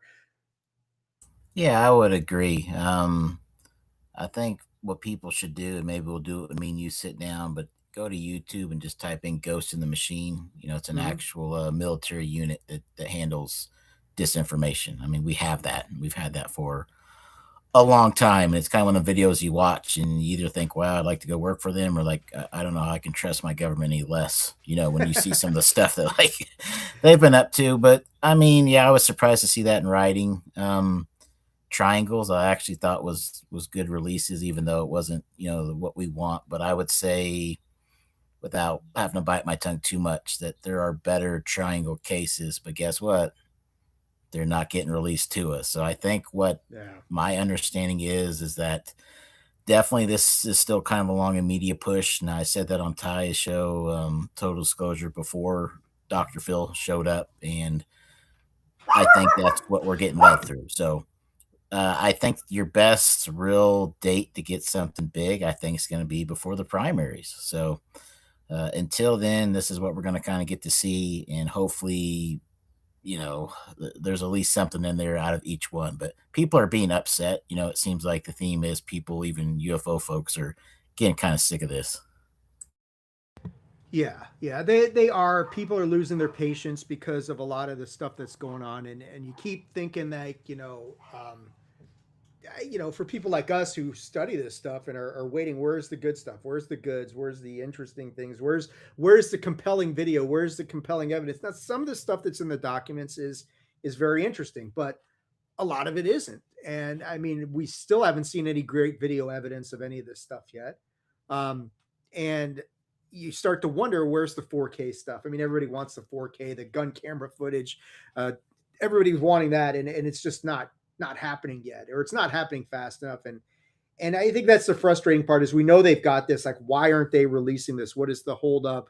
Um, Other than it's the same old song and dance that's been going on for decades. Is why they're not releasing it or that sort of thing. So I don't know. I mean, I liked this tranche. I thought it was a pretty interesting stuff in there. The videos are not interesting, but I just think like the aspect of this where that the focus on triangles and trying to figure out this whole triangle phenomenon is something kind of unique. So, It, you know, it is. I'll also say that, from a personal reflection here, if anything is going to come from this, Dave, it's not going to be Pursue per se. It's not going to no. definitely be Arrow, but the FBI, even they're going to have some troubles getting stuff out and wrangling information from the military, but that really is our only hope. So I'm glad they're on the case. Yeah, that or unless some civilian. I mean, I know you and I we went to or well didn't go physically, but we attended that UAP summit, which was so focused on civilian disclosure, right, and Mhm. some of the tools that people have now at their disposal. And I mean, back in February, they were still talking about rolling out passive radar to the general population, which they were estimating. Oh, maybe for $500 you can get a passive radar now. You start seeing that rolling out and people with some of the equipment that's out there and camera technology, and not cell phone cameras, but like real cameras. Maybe somebody gets some video that is so compelling that it breaks the dam a little bit. The problem is, do you end up, and then we're going to talk Skywatcher a little bit, do you end up with a situation where as soon as somebody gets wind that exists, they're bought off, or they're just taken? This stuff just gets taken from them. Yeah, and again, I just want to say I was disappointed that that track didn't continue, and that may be one of the reasons I'm so anti-orb. But it's like I thought we had it for a little bit. We were talking technology. Everybody gets some sensors. We got the price down, and I knew the heat was coming on because ITAR was starting to get kind of interested in making sure you guys don't go over a certain line because then you Mhm. have to deal with that. And it's like, this is the way to go. And now we're back on orbs and creatures and calling psionics. And as everybody knows, I'm not a fan of that. So I wish we would have went back and kept on that. Yeah, and maybe you see some advancement with that. Maybe, I mean, it really depends on it. I haven't checked lately to see how, if there's any progress made on passive radar or that's. I mean, a lot of people have developed apps. People are trying to look up in the skies, and I know Lenville Logan tried to develop something, and he adjusted. I forget what it was called. But I know, like, Pavel's got one of his sponsors does Look Up, which has some AI integration, and maybe, but even if you got something, even if you really got something that was like, wow, check this out, would you ever be able to get it out there before? I say that, but then again, I say that, Mike, but then I look at like Spider-Man Brand New Day, right? How many times did that full movie get leaked? And every time they shut it down, it would pop up in two other places. So maybe there is a way to do it, where it couldn't be completely regulated, and I don't know, but yeah, I'd like to see something more compelling happen on the civilian side of things. That would at least not break the dam, but at least get people talking. But Yeah. again, but I mean, they would get discredited. Oh, this is AI. This is this. And even if it was real, if it was swore on a stack of Bibles, no, this is real. There's no AI involved in this. No one who would believe you, right? It's still just a video, but I'll just kind of land it here because that's kind of where we left off with the case files, which is that if you look through that, and especially that last one where it talks about him and his wife, and they seen something, and there's no videos, like all of them, or no photos, they're still really pushing heavy on this is a witness we trust. This is somebody that's ex-military, and I'm not against that, but again, when you look at the sporadicness of the military bases versus the human population, it sure still seems like it's going to have to come from the public a lot better chance than it is just the witnesses on the bases. I'm not discrediting them at all. I'm just saying we somewhere there's got to be a line where we can join up on this because that's your only way, right? Yeah, I think it's something that's going to have to be so interesting that comes from the civilian population, or somebody to do things that way, that I don't know any other way you get there, at this point, because it's just not going to come from our friends in DC. So let's kind of shift away from the fifth tranche and kind of make sense of the news that's been going on in the past week. And again, I'm going to try and kind of keep this chronological to make sense of this whole thing. And Mike, I know I'm taking up your time tonight. I mean, if you've got to bail at any time, feel free, my friend. Uh, but if you're going to stick with me, then I certainly appreciate it. But um, I want to make sure I'm respectful of your time, sir. So, Yeah, let's get going on whatever you got to do. all right. So we'll start off on, and I'm going to do this chronologically because it just makes more sense to me. But um, on August 2nd, Matthew Brown and Matt and Dylan and Dave Grusch have really, and up until recently, Matthew and Dylan had basically not isolated, but they had limited their appearances and their exposure to weaponized.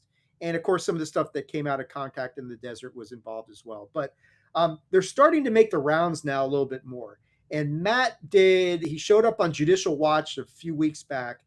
And then on August 2nd, he showed up on the Good Trouble show with Matt Ford, and did a pretty good interview. And one of the parts that I plucked from there, that I've heard Matt's story several times, but kind of talking about, and I know you'll be able to relate to this, the experience that he went through with the whole dig unit at ODNI, and how they just kind of tried to lure these guys in. And I know you've had experience with this as well, Mike, is bring you guys in, try and pretend like they can be trusted. And it's really just a catch and kill operation. Let's gather as much information as we can. Let's find out who else knows what's going on, so we can screw around with them and that whole fun thing. But Matt did a pretty good interview with the Good Trouble Show with Matt Ford. So I'm going to play this section of the interview, and we can take a look at this thing. So here we go. Okay.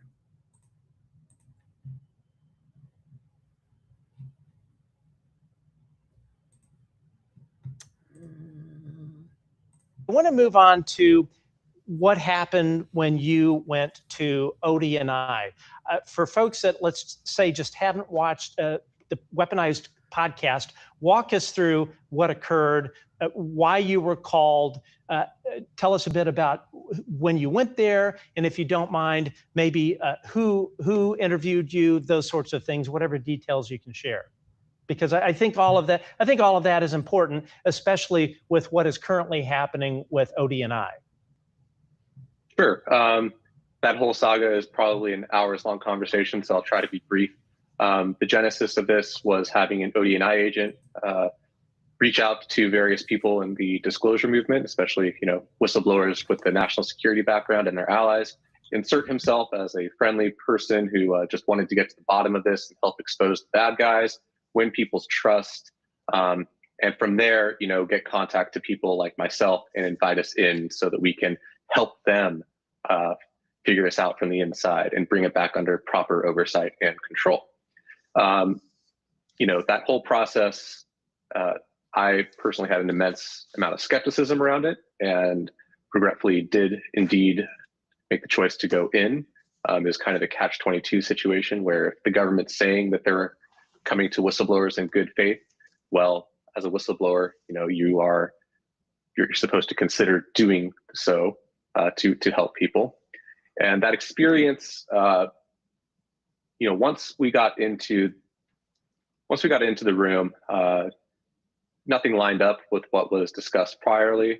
I was there primarily to hear about an Odie and I sponsored whistleblower protection program, specifically for the UAP issue. That was never offered. Instead, they said, hey, do you want to go to the ICIG, which was already well established to be sort of a fruitless endeavor, if not a trap itself. The questioning that they had veered off into areas separate from UAP, including things like, probably can't say here, but needless to say, tied to WMD concerns and some of the conduct in the Middle East. It definitely became clear that they were pumping me to see what I knew, how I knew it, and what I was prepared to say. Left that interview, saying, hey, sure, I'll give you my documentation and evidence. Provided some of that and was just ghosted. Next thing I heard was some months later, or maybe just actually a month later.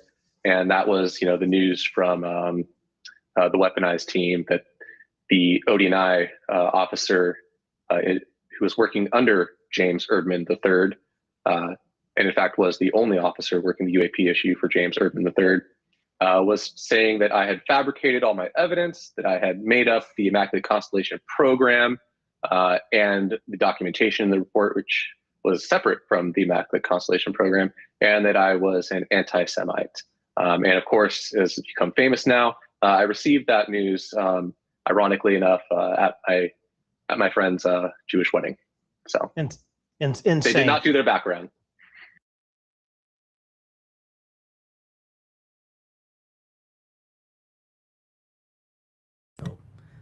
Forgot to unmute myself.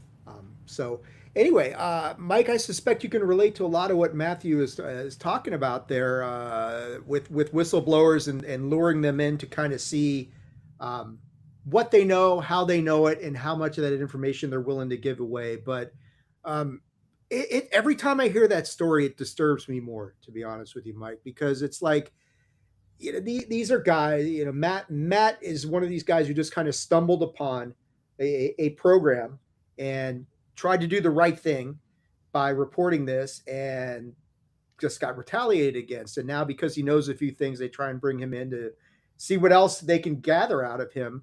And I think it's extra special accusing Matt of being anti-Semitic, even though he's part Jewish. But your thoughts on what's going on there with Matthew Brown on this interview on the Good Trouble show? Yeah, I mean that, it's like the old it's not personal, it's just business. This is how it goes. So, I had the same thing. I refused to actually go into the skiff for most of 1 year after I'd already been in a couple times, because I was like, you guys aren't fulfilling your promises. They were, and it actually took a call from Senator Rounds, a personal call, and he talked to me and my group and promised this and promised that. So we agreed to go in, and we go in, and it was weird. I was sitting there with two of the staffers and the legal counsel, and we got into a situation where I said, well, I'm not going to do that. They said, why not? And I said, well, I don't trust the government, not as a whole or conspiracy theory, but based on what I've seen from you guys for these last 2 years, right? So these are the steps. And I'll never forget, all three of them said, we, even us here in this room do not trust the government. It's like, you guys work for them and you're the legal counsel. So is that the truth? Could have been. Were they just lying to get information? Could have been. But I mean, yeah, at some point in time, it becomes obvious to you, like it did with Matt, where you're like, we're not being told the truth of what's going on here. So the quicker you can figure it out, the better. Yeah. It's disturbing. And I mean, it's a story we've heard a few times now, but it's all my opinion on these guys, guys like Matt, like Dylan, like you, Herrera, all these other guys coming out talking, whether you believe everything about their story or not is almost irrelevant, but it's like, let's get them in front of more people, and all of the respect in the world to Jeremy Corbell and George Knapp. This isn't any sort of attack on them by any stretch of the imagination, but it is good to get people on different shows because, interviewers, everybody's got a different approach. Everybody's got a different perspective. Everybody's thinking about things a little bit differently. So every time you do it, you get a little bit of different information, and we'll see that with Dylan on American Alchemy pretty soon. But I want to keep moving along here. So a couple weeks ago, the whole firestorm that was created by Ross Coulthard and UAP Gerb, with Gerb basically calling out Lou Elizondo as a bad choice for the alleged UAP czar position. That's one thing, but the guys came back and they actually did a part 2 of that interview. And the part that I want to play here for you has really nothing to do with Lou Elizondo, so to speak, and that whole situation. But it's something different that Ross and Gerb talked about. And I think I already mentioned to you that one of the things that Gerb had mentioned in the interview was this whole notion of the triangles of a certain size, more than likely being United States in origin. But we'll check out this part of this interview, which I thought was kind of significant. And then we'll break it down a little bit there. So let's see.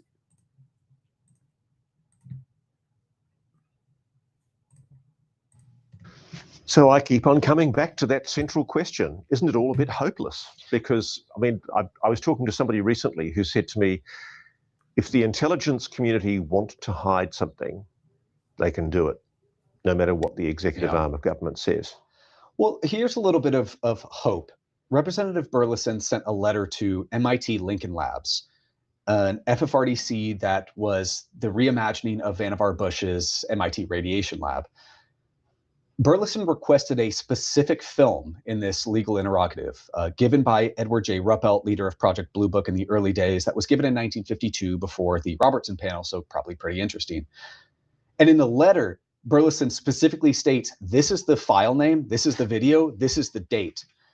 So these interrogatives are starting to set off a chain reaction where, if somebody like Dave Grusch informs Burleson specifics to put in letters, hey, MITRE, we know you have this, return this over, you're legally compelled to, and that's destroyed, there's huge ramifications for that. It's a huge game of chess, this sort of disclosure process spearheaded by Burleson and Grusch. There's a lot of great moves being made. And contemporaneously, isn't there a huge risk that somebody inside the legacy program, if they continue this attempt to try and control the narrative, one thing I know is there's a huge frustration, especially in the scientific community in the program, that it's being constrained from doing what good science does, being able to share data with trusted colleagues and get breakthroughs on materials science in particular.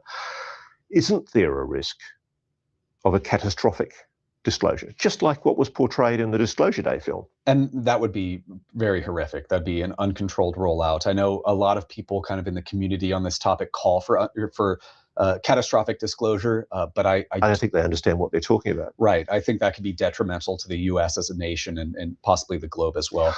What are you being told by your sources has been achieved by the United States or these private corporations with this technology? In planet flight mode, just like we talked about. I'm very confident that whether you want to call them alien reproduction vehicles, prosaic airframes employing one or several pieces of derived or exploited technology, I do think we've replicated in-planet performance of some of these technical vehicles, and in multiple configurations as well, might I add. Saucers, triangles.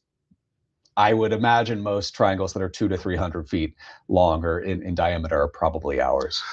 Do you think the Tic Tac of 2004 was a blue on blue?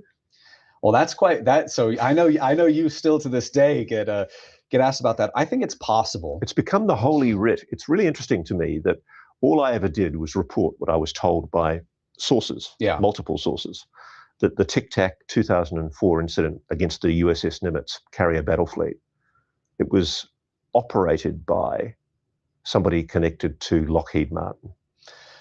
I've heard the same, not directly Lockheed Martin, but why a U.S. derived piece of technology may have been used in such a situation to test on our blue forces. What an insane thing to do, though. I know. I mean, why not tell Dave Fravor and Alex Dietrich, the two fighter pilots that saw this object, please don't talk about this. It's a national security secret. Well, didn't Tim Phillips, deputy director of Aero, say that shortly after the encounter, some DARPA officials arrived on scene and confiscated some of the radar or some of the data? Yeah. But why didn't they sit the pilots down and say, look, we'd prefer you not speak about this. It's a national security issue.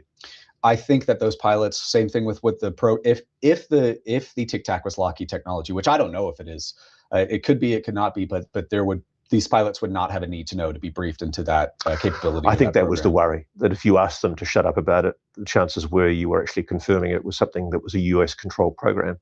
I know you've gotten some grief about that and another large crash retrieval, but I think that I wish the Lockheed comment would have seen some more discussion about people kind of chewing through, like, hey, is this possible that this would have been a human operated or human made vehicle, and why would that be done, and why wouldn't David Fravor be briefed? I just don't think anybody's given enough consideration, quite apart from the fact that I've got sources that have told me this. I don't think anybody's given enough consideration to the fact that apparently the Admiral of the Fleet, when he was told about the Tic Tac, didn't even bat an eyelid.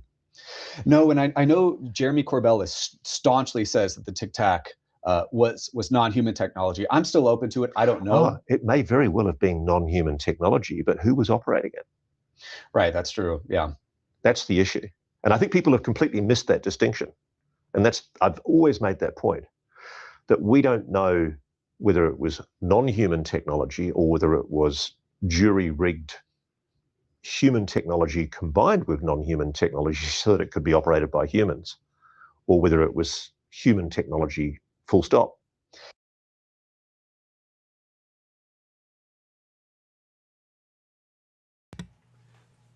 Interesting stuff there from Gerb and Ross talking about I think we got into the whole thing there, and you got to hear Gerb talk about the length of the triangles involved and whether they were more amenable to being human tech or not. But I've heard this before, that the Tic Tac encounter might have been a blue on blue sort of event, which does seem just batshit crazy to me. Not to say they wouldn't have done it, Mike, just to say, hey, screw it, let's see how our boys do in this sort of situation. But boy, it just seems like a reckless sort of thing to do to our military, doesn't it? But I want to go to you and say, everything you heard there that Ross and Gerb were talking about, what do you think about that? How does that strike you? Well, I was building my answer and it became too long, so I'm going to kind of give a shorter answer here. But I know a lot of the people in the whole flap of disagreements, and I don't think it helps move anything forward. The community on going after each other. I know I've had my words for folks, but I hope when that one dies down, it leaves it down. So if I add any more fuel to the fire, it won't help. But the big thing here is the tic tac question, and I've covered this in bits and pieces before, but there's so much of that case that hasn't been properly broke down. Maybe when you and I sit down, we'll kind of go through that. Yeah. But I am 100% for sure it is U.S. technology, and I would say that SSCI, based on what we provided them and what I know during our conversations and the files they pulled and went back and looked, and we had a whole conversation with sitting senators over it and a whole lot more questions about it. They know it was U.S. tech. I'm not saying it's not crazy to think, but keep in mind that even was it PJ Hughes said he was aware of a case like this that did happen, where they ran our technology against our technology without notifying him. So this isn't unheard of. Keep in mind, they've also said the pilots that they knew that the Chinese spy satellites were on in the area. This is, even though you might think, well, then they sure wouldn't do it. Sometimes that's exactly when to do it. Lastly, just say you got a new radar system and a carrier strike group that's training, getting ready to go out on deployment. There's a whole other story on this I won't tell, but you kind of need to know how good that technology is. And there's 2 points here. One is the tic tac. The other is when you get into Voorhees, who's on the ship, he's saying he's looking out with binoculars at lights. Tic tac doesn't have lights. So you actually had 2 models there that they were running against the radar to see what they could pick up. So it was completely our tech training on our radar.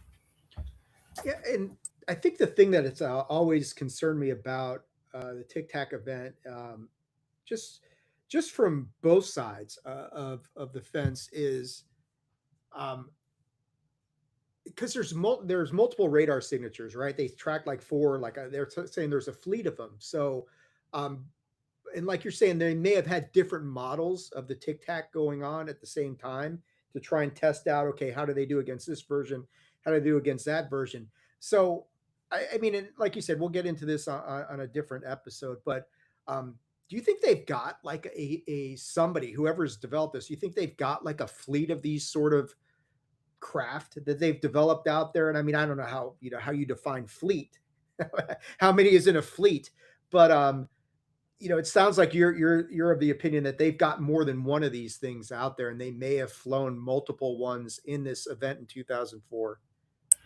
I do think there's definitely a fleet, but I do not think necessarily the hundreds of tracks they were seeing were all tic tacs of any model. I definitely think you got to see exactly what they knew they were going up against, which was that Spy One, and you got to see tech developed for the Spy One, whether that was spoofing, new technology like the Tic Tac models.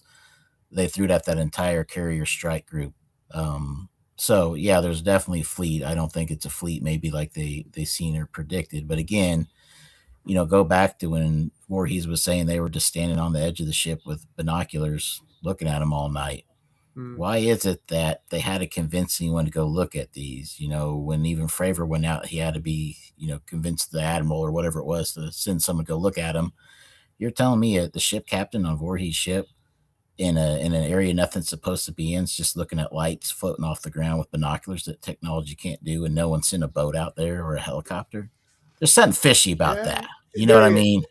There is something about the whole event and there's so many things like the going to the cap point, almost immediately, which I know some people say, it's a telepathic sort of like plucking it from Fravor's mind, or it could have just been some super hacking computer that grabbed coordinates from the machine, which is, like you said, sometimes there's things worse than aliens, right? And I mean, technology that exists that can do that is potentially worse than anything in HI. Wouldn't you agree? Yeah, it just, again, it's one of them cases where we really sit down and get into it and some things, to bring up. But really, what I think people should do is look at the technologies here, even if it's the only point of tonight that we make. Think about how much different the world is for us, whether it came from us or aliens or whatever else. The world's changed. It's pretty incredible. Right. And I think, and I mean, like, this is one thing I wanted to ask you, and I was going to say when we do our other episode, but I might as well put it to you here because I think whether we agree on human made versus NHI made, or, you know, the differences that we might have there, I think the one thing we can probably agree on is like a baseline, foundational, you know, attorneys love to build a foundation. At a baseline, we are living in a world where there's stuff operating with a propulsion system that vastly exceeds what the public facing, you know, what they've given to the public and said, this is the max of our technology. We live in a world where there's pretty evident, I think we can agree that there is stuff out there demonstrating propulsion capabilities that vastly exceed the public facing sort of technology that's been presented, right? Yeah, no matter who you are, unless you're really, I think, being foolish on the skeptic side, because keep in mind, we're not seeing just blurry videos or whatnot, multiple eyes on this thing. And keep in mind, we haven't even brought up all the people that seen it. At one point in Yeah. time, this thing was next to the Hawkeye, right next to it, and they were looking out at it. I mean, Right. look, it was there. It was doing what they said it did. Wow. Mhm. That's the baseline. Whatever it was, there's definitely a wow factor.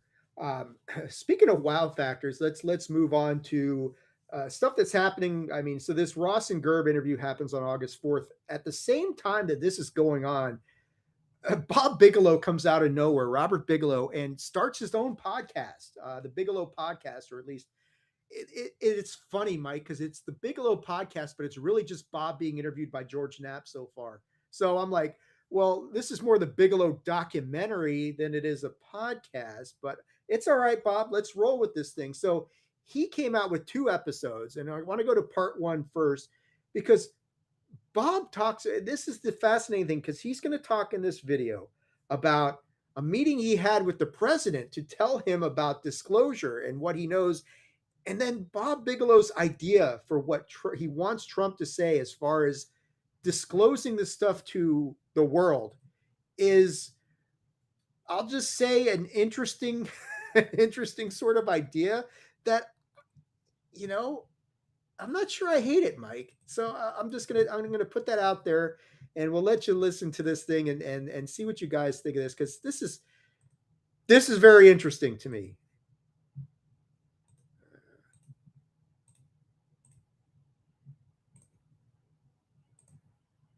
I mean, the idea of disclosure is being discussed. Early this year, the president issued a directive, said, start releasing information on these files. Now, it's been a little disappointing what's been released so far, and I don't know who's in charge of what gets released, but at least it's happened, and he's acknowledged that it's something he wants to share with the public. That's an amazing step to come that far. But you had a chance to speak directly with the president and urged him to go even further earlier this year. When did that happen? So I was in the process for several months putting together a series of reports on 7 different topics, and UAPs, ET, and disclosure was one of the topics. And so when I was ready, I asked to see him, and so February the 6th, I was in the Oval Office with the president, and there was a staff secretary by the name of William Scharf, Scharf, who was also there with the president, myself. And I had concerns about dumping so much information on him at one time. And I asked Susie Wiles, shouldn't I hold back and maybe only give him 2 or 3 papers? And she said, no. She said, go ahead and give him everything. I can tell you this, it may take him a while, but he will eventually read it all. I said, okay, I'll do it. You don't know how much time you got with him. I haven't a clue. I figure it's probably more than 30 minutes, but I don't know. And as it turned out, we were finished in about an hour and 15 or 20 minutes. But I could have taken 2 days because these were complex subjects. And on the disclosure UAP ET subject, which is always great fun to talk about, that's a really important one. It's super important. What was your goal going in? What was the one thing you wanted to convey to him on that topic that you wanted to come out and have him understand? in such a short period of time, I only had an average of like 11 minutes per paper to talk about a paper. I wish I had a lot more, but let me read to you something I told him I wanted him to say verbatim, and I described where he should say it, not where a podium existed and a lot of media existed, but I said, I want you to, for example, deliver this statement as you are getting onto Air Force One, and you're about to go through the hatchway through the door, but you stop and talk to the media, and you might say something like, I just want you to hear something. I want to make a statement. And I would said, this is what I want you to say, Mr. President. A non-human intelligent presence has been on Earth for a very long time, using spacecraft and with performances completely beyond our capabilities and our human physics. And that's it. To say nothing else. That's it. That's all. Because what this is disclosure, and it's actually confirmation. And the two are welded together. These are wedded together. And confirmation has not been officially made by any president that I know of. And has not. They've had different kinds of contact, conversations, and so forth. And a really good close friend of mine verified, Harry Reid, who he and I were very good friends for many, many years, verified with Bill Clinton that he didn't know about the subject. And this was, I think, in his second term. And there was a staffer that wrote a book, and he referred to a conversation that he and that Bill Clinton had, President Clinton had, and it involved when President Clinton said to him, before I leave office, there are two things I really want to know. What the hell is the UFO subject all about, and who really killed JFK? Yeah, his aide was Webb Hubble, who got the assignment to go dig into those. Yes. And he didn't get the answers. So Harry took the book. Right. So I gave him the book, and I showed him where on page so-and-so it said that. So he met with the President Clinton. He said, did you say this? And Clinton said, hell yes. Would you like to know the answers to those two things, He said, absolutely, I would. I mean, the sense that. So, yeah, Mike, I want to go to you on this one. First off, Bob Bigelow meeting with the president on February 6th to talk to him about 7 different subjects, one of them UAP disclosure. And then, as we know, within 2 weeks of that, you get Trump responding to Obama and saying, I'm ordering everybody to release the files and that. So, all of that, kind of maybe a sort of a happy coincidence. But beyond that, Bob's Bigelow for disclosure, or Bob's idea for disclosure, is basically like Trump getting on Air Force One and getting to the top of the stairs and basically just turning around and saying, oh, by the way, let me tell you guys something. There's aliens, there's non-human intelligence, they've got craft, they're on the planet with us, they've got things that we can't meet with their capabilities. Go Bears, and get back on the plane and leave. I gotta say, man, that is quintessential Trump. I could totally see him doing something like that. No buildup, no big press conference like everybody's wanting. Possibly the most important announcement in the history of the world, and just kind of do it in passing as you get to the top of Air Force One and take off. I gotta say, man, I don't hate it. At least it's something. At least it's confirmation, because Bob's talking about we needed that confirmation. But what do you think of all that? And I mean, our friend Nick is saying he 100% agreed with us on the civilian disclosure thing. This would be disclosure of a different sort that, I imagine it would piss so many people off. But for me, I'd be like, you got what you asked for. There's your confirmation. What do you think of all this? Well, again, most of all my answers, it's hard for me to look at anything other than from my own personal experience and insight. So in that sort of realm, we've been talking to the government for years now and promised stills. And really the point we got is we've literally been told that you either have to cause enough trouble or have a lobbyist. So first thing that struck me is, of course, Bigelow gets right in with the president, right? Right. Had no issue with it. So I will say about Mr. Bigelow, I was glad to see the physically. I'd seen an interview many years ago, and he, like we all get old, but like he was with it. I mean, like he was on point. This interview times knew everybody's going on. So I didn't feel like Knapp was leading him like some of the other ones. But yeah, so here's really what the answer is, and we've talked about this and it's beating a dead horse here, but if Bigelow would have went in with a proposal for a business that could have figured out what's in the air and asked for the funding, which sounds familiar, right? Skinwalker Ranch, I think he would have got it, but he didn't go in to do that. Instead, he went in with papers, could have been from Skinwalker Ranch, I'm not sure, and presented them to the president. You're hearing about right now some of the whistleblower stuff and going in and meeting with Stephen Miller and other people. We've already done that. We did that earlier this year for the executive branch. And there's basically two teams. One team that's working if you want to tell them about, NHI and UFOs. And then the other team, if you want to present that it's, human technology, right? So, of course, we got with the human technology group, provided data, provided evidence, and they told us the same thing SSCI did, which is that the other side is unable. Doesn't mean it's not there, but to be fair, but they're unable to provide anything substantial for proof. So I don't know what Bigelow could have brought in other than, and I'm not saying this is what happened, be careful here, but some sort of donation or check and, some papers, and then you take my word on these papers are proof. But I do not think that even Trump will do what he asked, because if he would, I'm just going over some of the things with President Trump, like where he was talking about hurricane territory and they said that's not it.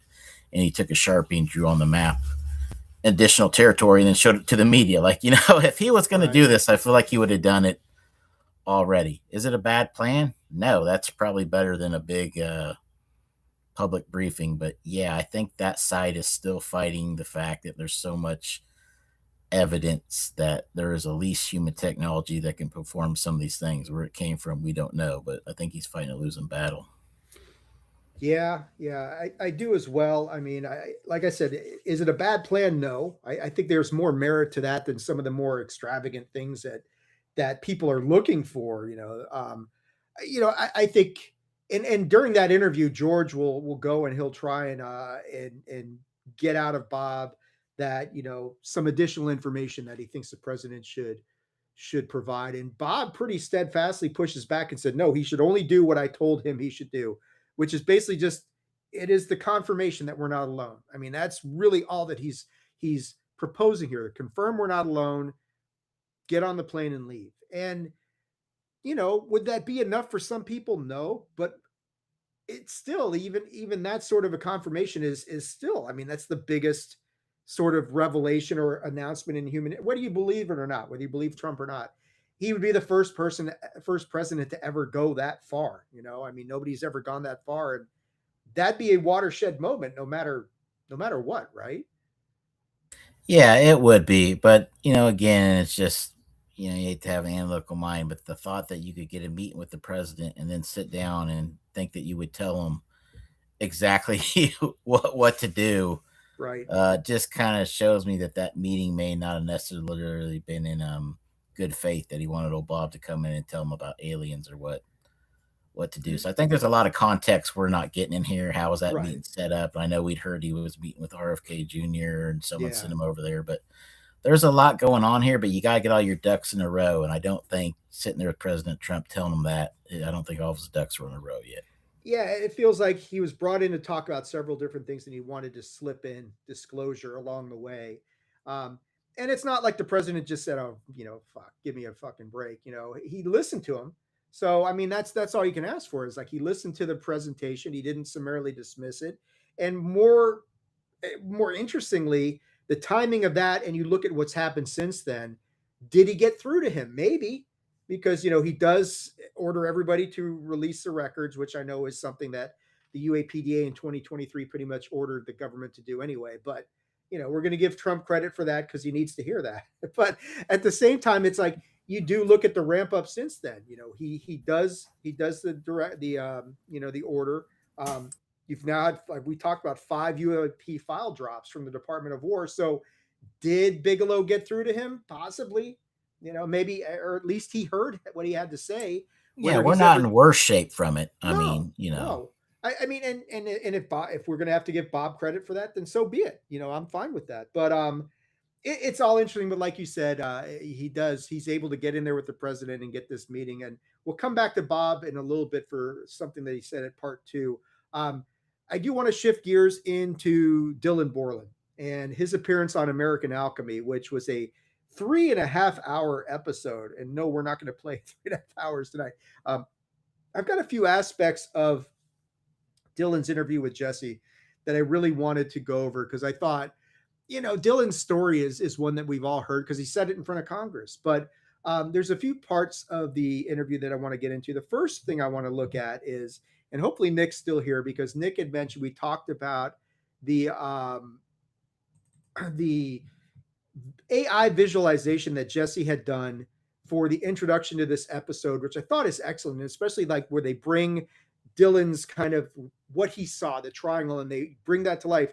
And unlike us really just shitting all over the artist rendering, the digital renderings that we've seen so far with the UFO file drops, this one, Mike, is actually good. So I'm going to play this. And I don't know what Jesse's using for the AI visualization, but it is on point. So I'm going to play this. This is the introduction to the episode, and it kind of touches on, go and watch the episode yourself because everything that they get into with Dylan and Jesse is really good stuff. But I do want to show this introduction because it kind of gives an overview and it does that visualization. Yeah. Well, which to me, go ahead. I know he's not using tax-paying dollars, so why is his better?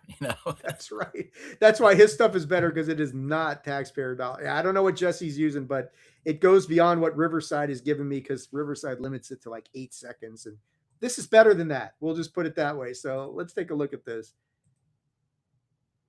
Take me back to Langley Air Force Base 2012. What exactly did you see? Outside smoking a cigarette on the phone, BSN, and I see a light pop up near the NASA hangar. And the light starts to fly to me across the base, and as it flies to me, a triangle manifests around it. How fast did it move? Between 100 feet off the ground approximately to at minimum 30,000 commercial jet elevation, 2 to 3 seconds. My name is Dylan Borland, a former 1N1 geospatial intelligence specialist for the United States Air Force. So you experienced this, and then what happens next? So I was working at BAE, and somebody who worked for the government, they heard about me talking about the triangle, and they thought I was read into the program because they were. That's when I came into knowledge about a very specific program. I am sure there are craft that were not made by humanity at this current time and place when we recovered them. Have you ever talked to anybody who seems to have hinted that humans aren't in charge? The ICIG did it. Or the intelligence community inspector general told you that humans are not in charge? They extremely hinted at it, yes. Holy shit. Whistleblowers going to the ICIG, if they disclose CIA secrets and Department of Energy secrets, they're not allowed to be prosecuted for espionage, which is a death penalty.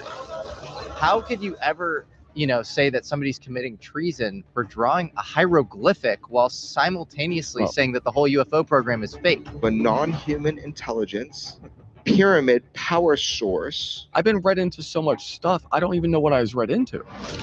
They said I have PTSD for a job that they're claiming I never did. I get hooked up to this polygraph machine, and there's a computer where they're flashing images and air horns. I have to count backwards from 100 by 7. And if I went 100, 93, 86, instead of saying 79, 78, the air horn would go off, and I would have to restart, and they would restart the flashing images. What? Dude. So the representation of that triangle is very interesting, right? With the molten whatever the hell is going along the side of it. And I know we've talked about triangles quite a bit here, Mike, but obviously that visual representation much better than what we saw in the official governmental file drops. Fair statement. Yeah. Yeah. And I mean, we'll go through, and I mean, I'm not even going to play the parts where Dylan talks about, what they got into with the ICIG, basically indicating that something non-human is in charge. I know my wife would absolutely subscribe to that because she thinks that it's all a facade. But I think the things that come about from here that I've talked about several times on the show is the fabrication of evidence, the creation of evidence that they're trying to use to smear these guys, paint them as the enemy, talk about espionage, talk about treason. In your case, talk about extortion. So I think it's all something you can relate to as far as what Dylan's talking about in this video, and just kind of the underhanded sort of thing that we talked about with Matt Brown earlier, but you get to see it kind of rear its ugly head again here in this brief introduction. Yeah, I mean, first, to kind of just go about what we saw there is like, it kind of reminds me when Fravor was talking about what he saw underwater. I have a pretty good idea, as one should when you analyze stuff, of what that was. And so the same thing here. Now I would have to ask Dylan additional questions, and he'd have to be wanting to talk, to give me a little more information versus just the rendering, as good as I know that was. Not exactly like he is seen, but there are some things going on within the lights, where there could be a connection. Keep in mind, it's always helpful if you've seen more than one, right? Because when you see one, you're staring at it, analyze as much as you can. So sometimes you see a little different angle in your second or third one, but so that kind of covers that. As far as I would take it, the whole story here, I'm going to take a little bit different tack on this, Dave, because I think it needs to be said, and it's not been said anywhere, which is that all of us who have been to Aero that are publicly known have never been on the same stage together. We've never done the same podcast together. And that needs to happen. And I'll tell you why. I was actually talking to a gentleman. I won't say his name here. Everybody knows him. And he thought that I was in the SSCI skiff when he came in. And I was like, no, man, what are you talking about? There is so much confusion. And then that person had relayed to another podcaster that he had talked to me, and I didn't know what was going on. So I said, no, there's so much confusion right now that if we can all get together and go through our experiences, not just physically what happened with the craft, but also our experiences of Aero, I think we'd be better off. But there's a lot of podcasters, there's a lot of foundations that just won't do that, for whatever reason. But whether you believe the story, whether you don't, whether you believe mine or you don't, obviously my big thing is receipts. My big thing is I wanted to testify, but I wanted to be polygraphed first. I know there's different, opinions on that, but you have to fight this game as you got to play the home team on their field, and the government is hard to beat. So, for Dylan, I wished we could have done that for him, because obviously he's been on a polygraph or a security clearance, and just in that little bit, it helps you because, in some of these hearings, like when Davis was talking about the different species, I had media writers and defense writers sending me laughing emojis and whatnot, and they can't do that when they can say, well, they passed the same testing polygraph-wise as the people with nuclear secrets, or, And so I just feel like this whole thing's been built wrong. And whether you believe anybody or not, the whistleblowers, I feel bad for the guy that he's still here trying to tell his story. And it's just his word versus the world, So, yeah, I mean, that's kind of my thoughts on it. All the things he's been through, I don't have any knowledge. Of course, I'm not a veteran or VA, so I can't really speak on that. Yeah. And I mean, I know a little bit more about what he's gone through that I just, I won't go into it here for a variety of reasons. But yeah, I mean, he's been through a lot of bullshit, that's for sure. But I definitely like the idea about, it'd be great to get all you guys together. I mean, we've seen Matt and Dylan on stage together, but even in that context, they're not really like, comparing war stories about Aero and their experiences, or I mean, to a certain extent they are, but you really haven't gotten, like you're saying, Mike, get everybody together, break it down, compare notes. This is what they did to me. Okay, this is what they did to me. Okay, where's the pattern? What's the commonality here to try and figure out, okay, what's their angle on this? And because, yeah, like you're saying, and Matt's talked about, going to court and going to lawfare against these guys, and they've got as I said on the last time I did a episode of Unidentified History, they've got a ton of immunity and a ton of defenses that they can throw at you that really, it makes it not just tough to beat them, but in some circumstances, damn near impossible, because there's so much that they can throw at you in any tribunal, any court that they want, state court, federal court, you name it. They've got some immunity in their back pocket. And that even assumes that we're talking about the regular judicial system and not just, like I know Gerb had indicated, the intelligence communities have created their own secret government that operates under their own secret courts and their own secret laws. So you'd even, like you're saying, playing them on their home field is one thing, but it's like, well, I don't even know the rules of the field I'm playing on. So it makes it impossible. But well, I just, and I'll just kind of be short on this, but like, that's why I haven't been a fan of things for many reasons, like eminent domain, but like these different, UAPDA, whatnot, is it's like trying to move the goalpost to score and telling them you have to send in files and things. I just don't see any hope in that. I really think it's going to be the public, or I think it's going to be the group of guys that went to Arrow that have faced the consequences of coming out, getting together. And I'll be completely honest with you. I think they have separated the groups like they did, especially me from them, because although they've came at me pretty hard, right? We know the Tim Phillips story. There's also some stuff they can't shut me up on. And that would be a dangerous mix to get us all in with a pizza and a pitcher of beer. Yeah. Playing it. So, And it's easy for them to separate you from the other guys because, like, well, they're military, you're a civilian. But really, there's a lot more in common that you have with these guys than I think people understand. And that's eventually that story needs to come out and be told, like you said, because I think there's a lot of lessons to be learned from the commonality that you guys have gone through. All of you guys have been through the same, because there's so much of the same game plan that they've done with you guys that, you know what? One of the things I've talked about is how when I was at SSCI for so long, for so many years, and the other guys were going to the house where they kind of established themselves, as I was continually being told how those guys brought no evidence, no one believed him and whatnot. And then I talked to him, and just like I was saying, I'd have to ask Dylan a couple more questions. You almost wonder if that narrative was put in your head to say, don't go talk to these guys. There's a lot of things going on here, and God forbid we all get together at some point in time and work this stuff out. That'd be the worst thing for them, is if you guys got all together, because then it's a lot harder to bullshit you guys if everybody knows we're all in front of each other. Let's tell our story. But I'm going to play, I got another thing. One of the other aspects of this that let me switch this up since we're running a little bit long.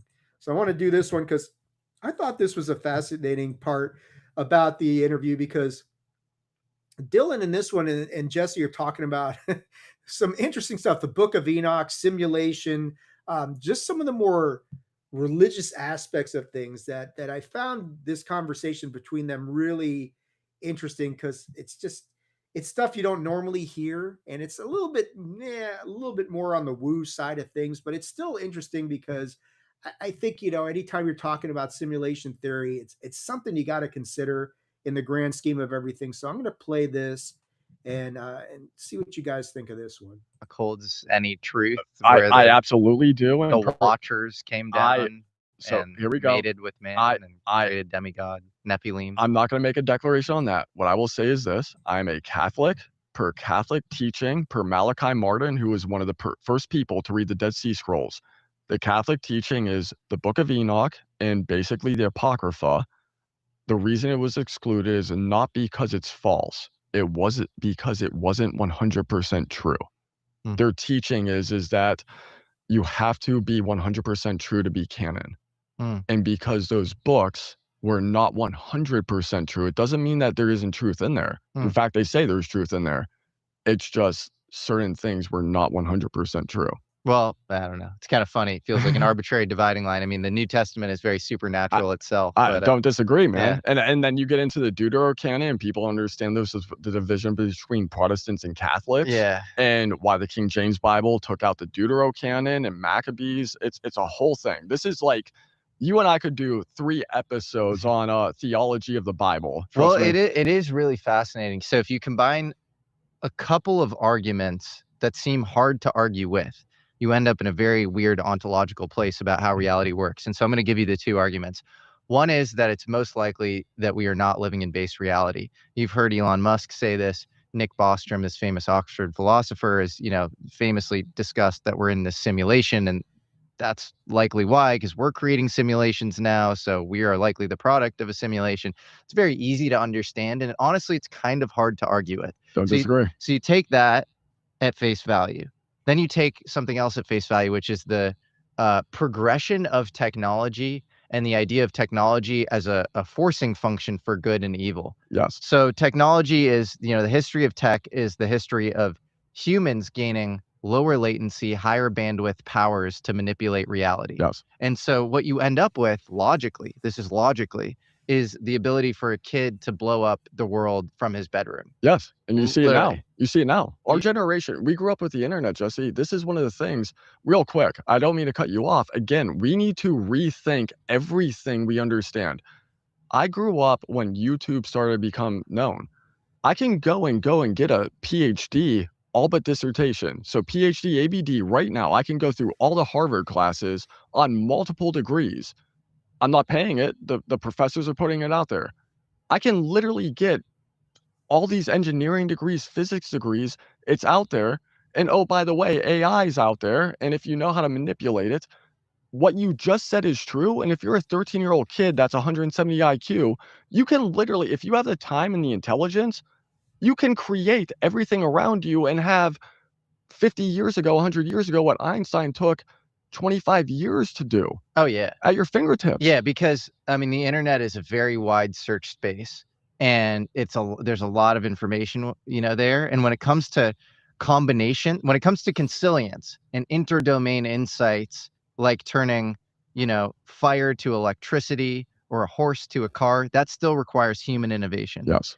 But when it comes to combination and search problems, large language models, transformers are amazing at them. They're so much faster than humans. And so if you are on one of these things and you're talking about, create some off-the-shelf nerve agent, or, create some, new pandemic, and these are the variables or whatever, this is freaky shit. But this is happening. Okay, so my point is, so you take the Nick Bostrom simulation stuff, you take the fact that technology is exponentially progressing and progressing in humans' ability to like do destructive shit in the world, but also really good stuff too. And so, it's this forcing function, like I said. Then you end up with this sort of, okay, we are in a simulation that is a testing ground, which dovetails with all religions. Agreed. Yes. And we are being tested based on virtues, patience, goodness, love, of course, hate, all of these things. And if you pass the test, then you end up either in the kingdom of heaven or hell. And you could actually instantiate the kingdom of heaven or hell as, heaven is this place where tech is used for like infinite abundance. And then hell is this place where it's used for like infinite constant destruction. And so you end up with this like crazy forcing function in the afterlife if you literally just take those two things at face value, which are very hard to logically argue with. Fully agreed. Applause. Fully agreed. And then you go read Plato and you're like, who are the guardians? And why are we in a cave? And why are select people being dragged out of the cave into the light? And then why is the light blinding and painful, but also enlightening on some level? Like, it kind of sounds like you're being dragged into that wider, possibility space. My opinion is fully agreed. This is why, again, like, I know things for a fact. I'm going to say this, and people behind the scenes, and this is going to resonate. I'm actually choking up about to say this. Keep love in your heart. Be a good person. Tell the truth. What you do here matters. You're an eternal being who lives forever. It's up to you. I know those things are true. Pretty deep stuff there from Dylan and Jesse. I mean, and a lot of the episode kind of dovetails into that sort of stuff. But Jesse's take on technology and simulation theory and just how AI can do certain things so much better than humans and that sort of thing. And kind of what I wanted to go over with you, Mike, and ask you a little bit is, do you think with the proliferation of AI and how much more effective AI is getting right now, that could that be a driving force behind, we talked about, you mentioned it earlier and talked a little bit about, and I've mentioned on the other episodes, pressure points and what could be forcing um, this possible rush to disclosure. Um, is AI a risk in this respect that it could, because every time they launch like a new model of something, they've got to monitor it closely. And sometimes they have to shut it down because it's too effective. But is the risk that AI discloses the truth of whatever we're dealing with so real that maybe that's what's motivating this kind of rush to disclose something? But I want to get your thoughts on what Jesse and Dylan were talking about, and just kind of this idea that AI could be an X factor in this whole disclosure movement. Yeah, I think it's not exactly, I guess, the answer, but it's the answer that comes to my mind, which is that AI is definitely a factor. It's going to be a factor in everything, and that just has to do with, you think of every book ever written on any subject is immediately, scanned probably within a couple minutes, maybe seconds, talking about an infinite world of knowledge into the database. And then now it becomes the professional, maybe 10,000 computers that are all engineers with all the data of every expertise working 24/7. You're going to get somewhere. And I think where you're going to get is these sort of technology engineering sort of findings, or at least proposing what we need to do to get new results and then plug that in. So I think that is scaring a lot of folks on what technology we hold. I'll just kind of say, like, it used to be in the days of like Einstein, right? Who's still being proved right. Mhm. And Yeah. there's odds and ends in there. It's not a great example, but the Zodiac Killer was big on ciphers, and we fed that thing into the best computer we had at the time, and the FBI worked on it. And then it was a husband and a wife team that did crosswords that broke it. You know what I mean? Like, there's Right. just certain things that can happen like that. And you go into the history of the Invention Secrecy Act, which is essentially what I'm dealing with, and people come up with something that even the trillions of dollars the government spends wasn't able to do. So now, all that said, AI is like the ultimate component of building. So could that make him disclose? Well, I mean, it's got to make him do something. I don't know if it's disclose or show it or not, but by far, this idea that you can just keep these secrets that we say, oh, the military is 50 or 100 years ahead of us, not in front of us anymore, I think are gone. I think, it's going to get there. So that's kind of my version of the question. But, again, it's the whole, what are we disclosing? Is it the technology?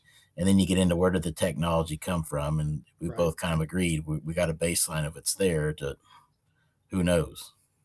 Right.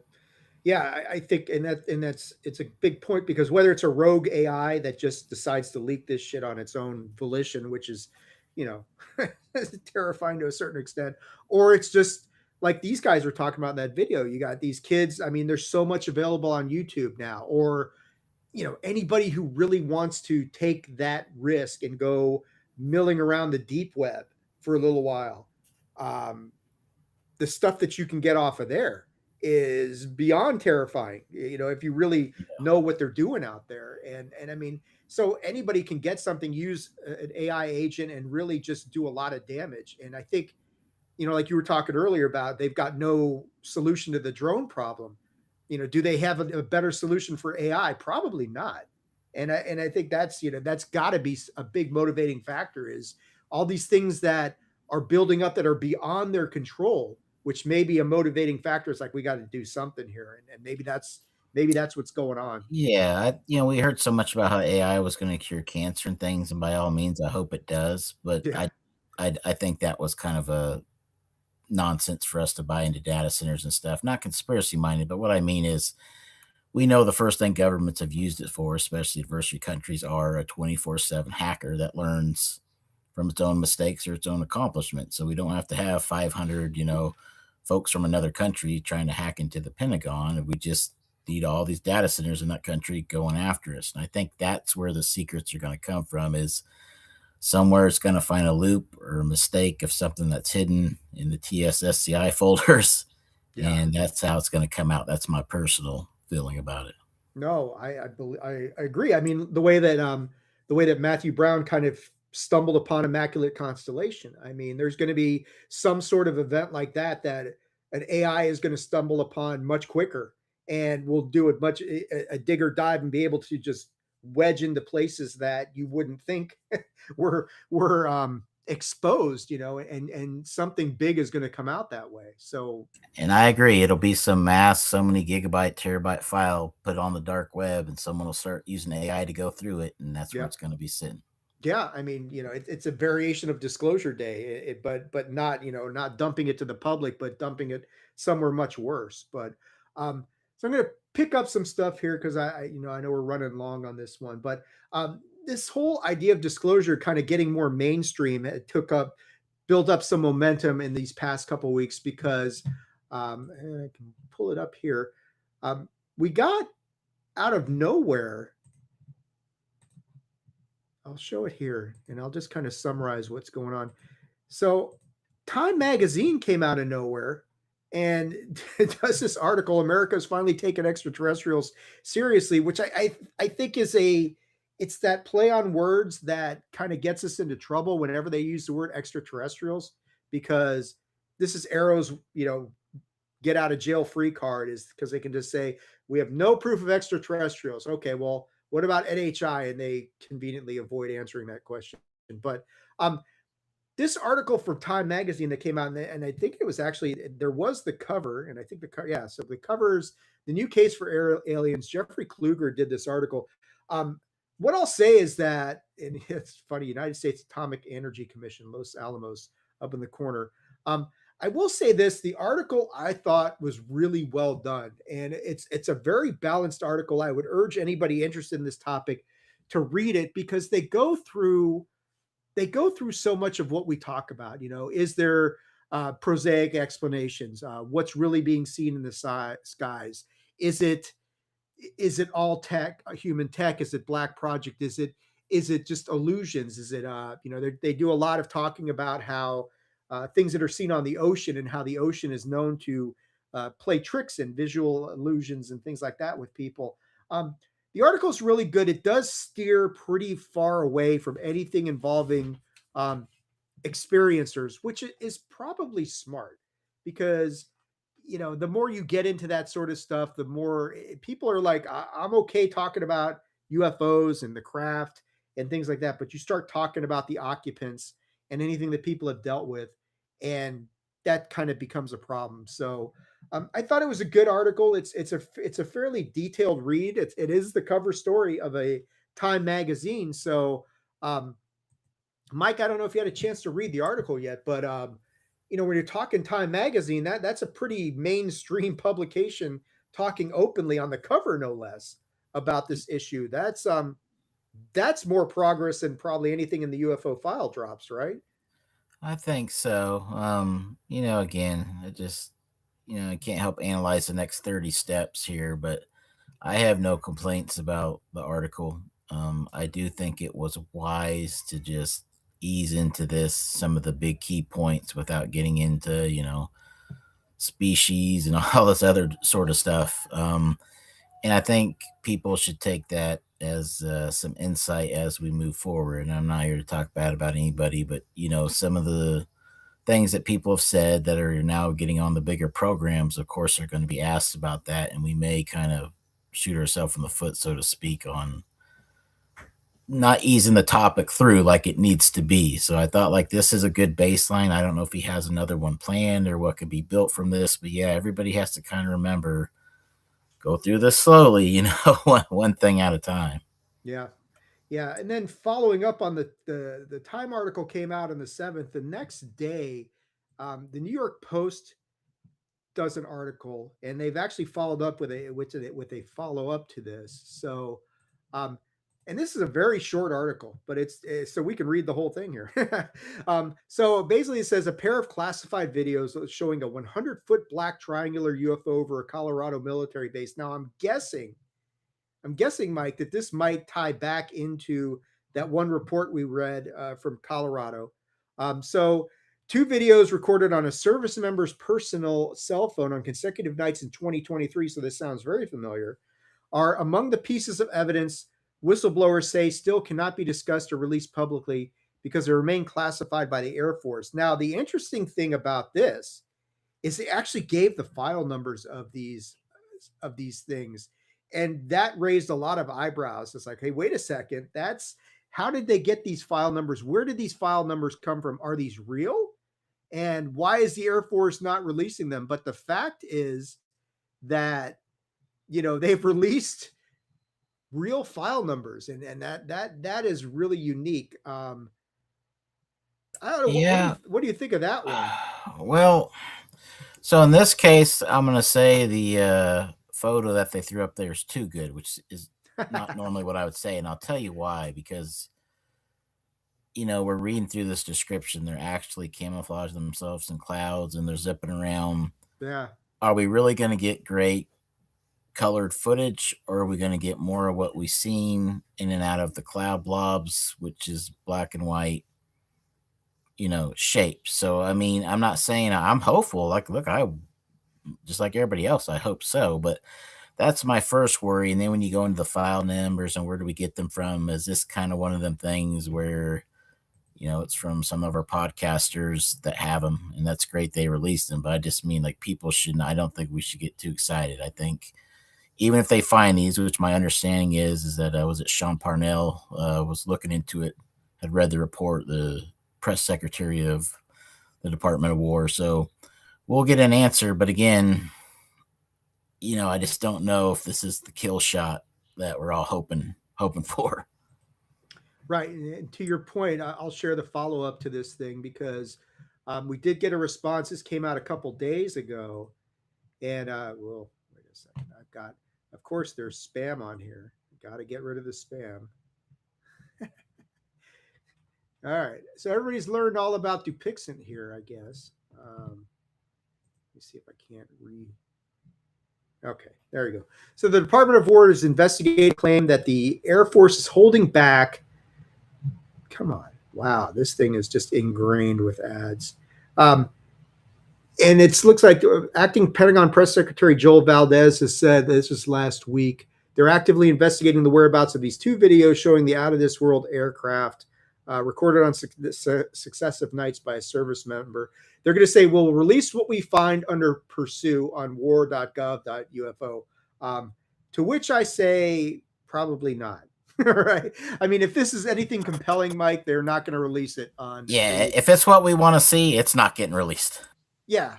I think that it's all lip service. It's like, you're not releasing that on the Pursue website. That's not going to happen. So, I don't know. We'll see what they come up with this, but it is kind of cool that you got a response from the Department of War saying, hey, we understand you guys are saying these things are being withheld.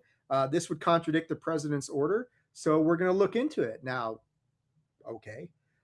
Whether that leads to anything or not, we will have to wait and see, but it's something. I mean, I agree with you that if this thing shows up, if it's anything compelling, it's not going to be on the Pursue website. It just reminds me a lot of the so-called, UAP that was hit by a, Hellfire missile, and that, like, it just wasn't what it was advertised to be. So I just kind of telling people, maybe don't necessarily put all your eggs in the basket, because that's kind of what the community does. It's like, oh, this is it. Nope. Oh, this is it. We got to have backup plans and so forth. My one worry here is they're responding to us, which is great. But if we get to the end of all this, of all the files, whether we got them all or not, we don't know. But if we get to the end of the public files that they have, and the answer is we got a total of nothing, we just ran our whole game out, and that's the end. I think people should start looking at that now before when we get there.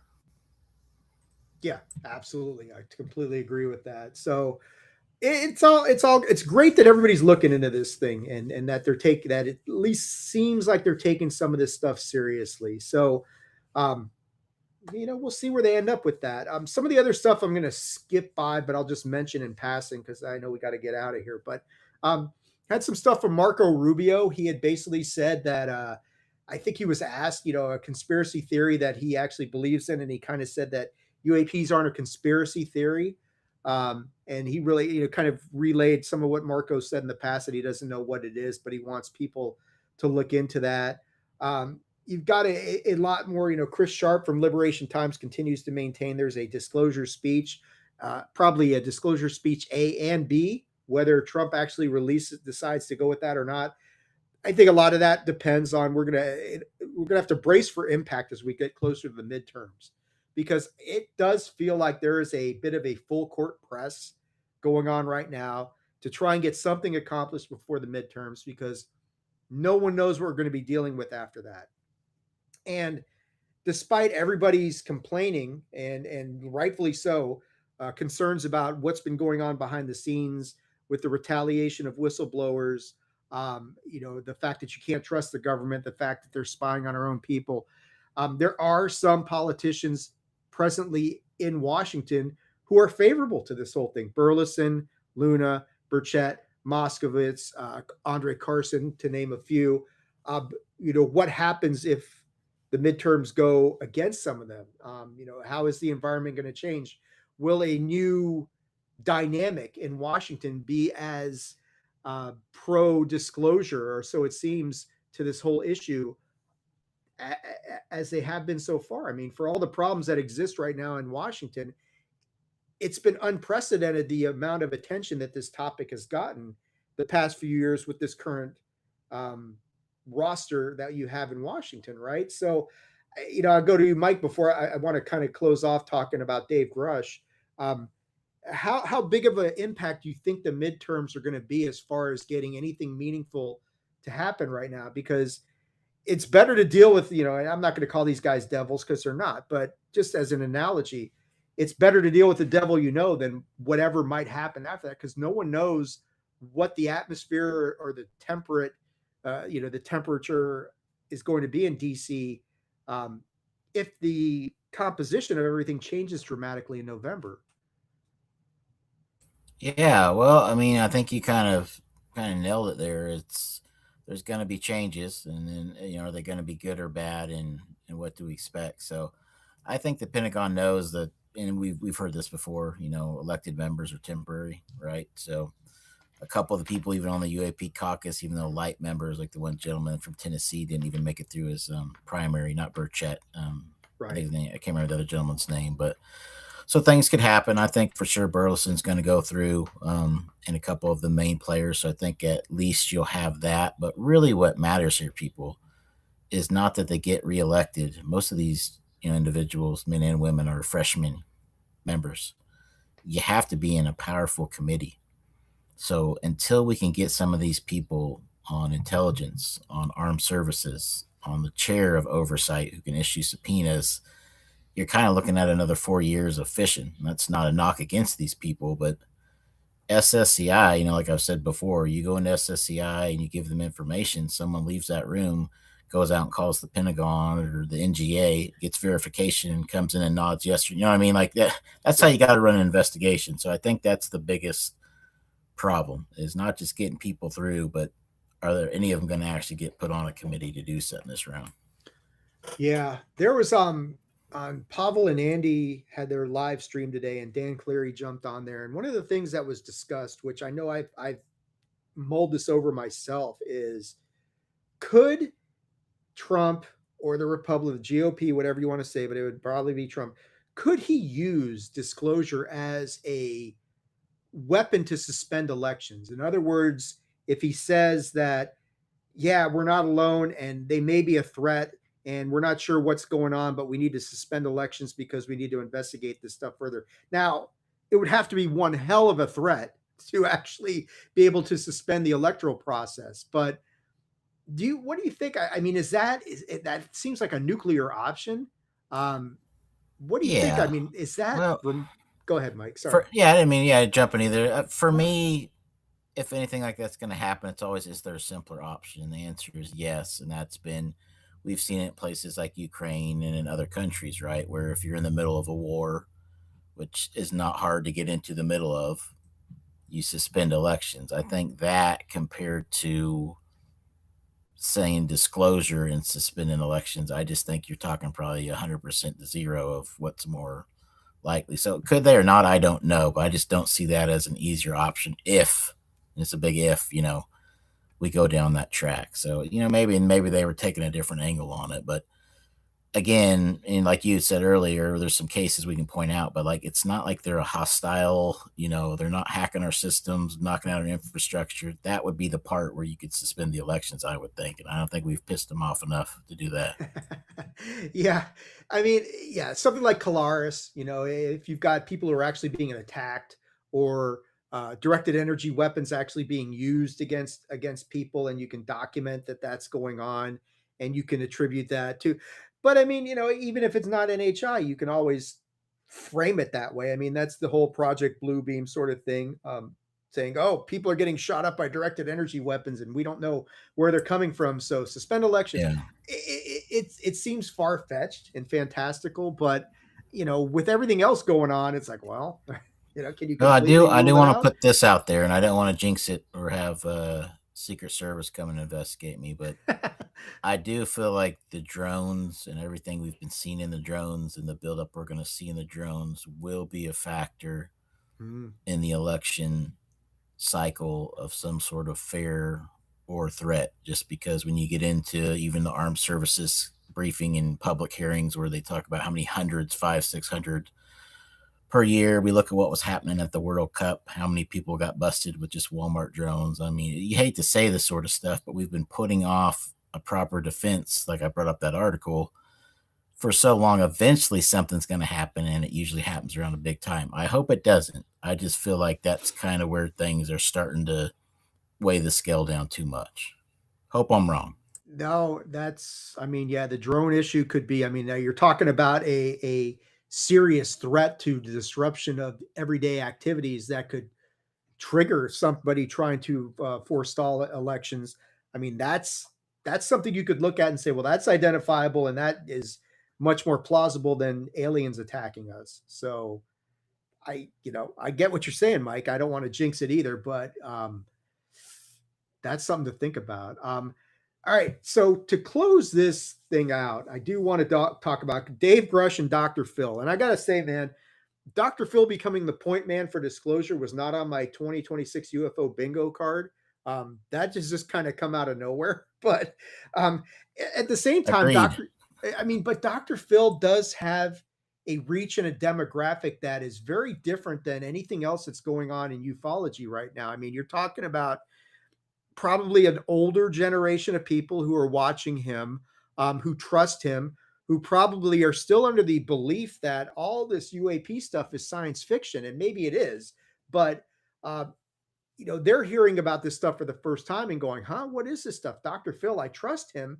And then he goes and he puts David Grusch on, and Dave lets loose with probably the most free-flowing and I'll say informative interview that he's done so far. And I want to touch on a few of the things that he's got here. And I'm going to go to UAP James's X page, because, UAP James is great at clipping these things. And some of what he's got here is just like, whoa, that's pretty amazing stuff. So first thing we're going to do is Dave telling Dr. Phil here about this crash retrieval program and cadavers and like some really wild stuff here. So in terms of what my exposure was, I had folks from the retrieval program, I'll call it exfiltrates audiovisual evidence for me to see, both video and photos. And that was audiovisual evidence of the retrieved craft, some of the dead cadavers that were recovered, call it the pilots, as I said in my interview with Nancy Mace. It's very hard to deduce origin, because it's not like we know exactly what point in space or time these things came from. But different types of pilots, if you will, different types of crafts. So in terms of what my exposure was, I had folks from the retrieval program, I'll call it exfiltrates audiovisual evidence for me to see, both video and photos. And that was audiovisual evidence of the retrieval. So that was repeating. So you've got that. Then this one is even more wild. Have any of these pilots or occupants of these craft, to your knowledge, been taken alive? Yes. And I know people who have had direct interactions in a detainment situation. Were they able to communicate? Yes, yes, and it is true that some sort of consciousness communication, of course, people call it telepathy. I cannot begin to tell you how it works, but there is some sort of communication like that. And even friends of mine that were on retrievals felt that kind of communication as they approached the vehicle when they were doing cordoning it off, waiting for transport. So some pretty wild stuff there, huh, Mike? I mean, he's talking. I was surprised to hear him come out and say that. Yeah, weren't you? I mean, it's crazy to hear that. But I mean, he hasn't said that yet. I mean, it's always been kind of things that he's heard. This is the most direct thing that he's said so far about things that he's actually seen, things that he knows, things that people have told him. Like, you got to assume these are firsthand people telling him, "Hey, yeah, we've recovered craft. These beings are communicating telepathically." I mean, some of the stuff he says was very much in line with like Jake Barber, and where he talked about the feminine presence that he felt. But go ahead, man. What I mean, it's pretty enlightening and wild stuff from Dave there. It is. The first thing I thought about, which I mentioned a little bit ago, is when basically Eric Davis sat down and there was Luna and Burleson and whatnot. And he talked about the species, and one of them was lizards or whatever it was, and Burleson followed up with how tall are they, and he said 5 foot. We've had, I don't know what the right word would be for it.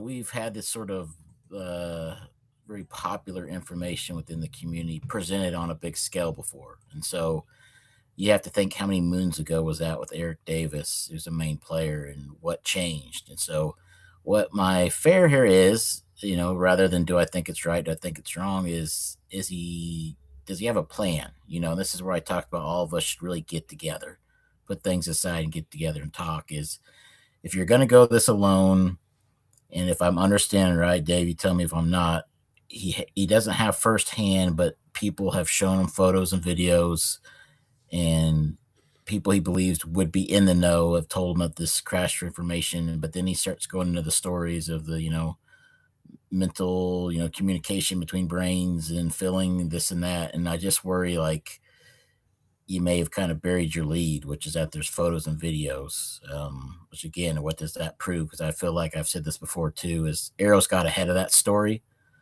Arrow's already told the story about how somebody went along to all the bases and put up a crash retrieval, picture, and they were briefing people on it. And that, so, I mean, like, you got to think about, we talked about this earlier, you're playing them on their home field, I just don't see this as a winning strategy. That's not a knock on Dave, by the way. I'm just saying there's got to be a better way to go through with this. And Dr. Phil, sorry for the people that are jumping on board, but I did see a couple of days ago his bankruptcy drama where, they were questioning his media company trying to pay certain individuals but not others, and now he's jumping on the UFO track. I just don't see this as my strategic plan. Hey, we can only take what you get, right? But it's definitely out of my wheelhouse, the sort of things that he's saying, because again, from what I understand, even from some trustworthy people, is that particular side does not have the evidence to present. That doesn't mean that it doesn't exist, but like when I tell whistleblowers that contact me, I say, do you have physically the information, the proof in your hand? If they say no, I tell them they're not going to find it for you. You can tell them what drawer it's on. They're not going to. When I went in, I had data links, I had physical material, I had testing. Now, that didn't get me in a great place either, and they can discredit me and say I'm crazy and say I'm, extortion, but I've still got the goods. So I don't know about this plan, Dave. Yeah, like you're saying, as far as I know, David does not have firsthand knowledge of anything. It's things that he's seen, things he's been told. Now, if somebody shows him a picture, hey, I took this right outside the craft, here it is. Is that firsthand? No. Is it better than straight secondhand? Probably. So again, we don't know all that he's got, and we don't know everything that he's seen. This does seem to be a more brazen attempt to try and use the one thing Dr. Phil does, it's similar to Bob Bigelow. He's a friend of President Trump's. So it's a direct line of communication. So that maybe that gives him some sort of advantage in that respect. And that may be the motivating thought is like, well, Dr. Phil can talk to him and help me get in at least through the back door. I don't know. I agree. It's a problematic plan just because I've seen the comments about Dr. Phil as well, that I've seen. And my take on it is like, shit, man, nothing else is working. You might as well give it a try. At this point, it's like, what do you have to lose at this point? Yeah, I mean, I think if you're on that side of the track, and I think there's probably most people are clapping for that, that's fine. I just, again, I have to have a real strategic plan A through Z. And I just think that, if other people can't get in to find the information, it's just hard for Dr. Phil to go to President Trump. It's just whatever's there is going to be gone by the time you get. I mean, it's just like it can be defeated so many ways. What else do you have? I don't have an answer, but I'm just saying. I mean, be cautious on this working. If it ain't working for Bob, then it may not work for Phil either. So yeah. I do have one slight video that's a little bit longer. I wanted to play on Dave. It's a couple minutes long, and then we'll call it a night. But I want to play this because this is one of the more interesting things that I think he came up with on this thing. So let's see if I can play this here. And come here. There we go. Oh, okay. Chad from Brew of Foes is in here. Let me get this going here. Yeah, I remember him as well. So it's good. We got some guys. He's a good guy. He had a really great interview with Megan Medic from Reality Check. Ross's, I won't say better half, but the better part of the production. We'll just put it this way. So let's listen to what Dave has to say here, and then we'll get ready to wrap this up here. So I assume there's great interest in their propulsion system and how they're doing what they're doing. Yes. Is that a huge motive? It seems like if you could reverse engineer that and figure that out, that would revolutionize everything. I mean, the entire fuel systems and propulsion systems would become antiquated if you could reverse engineer what's making these things go.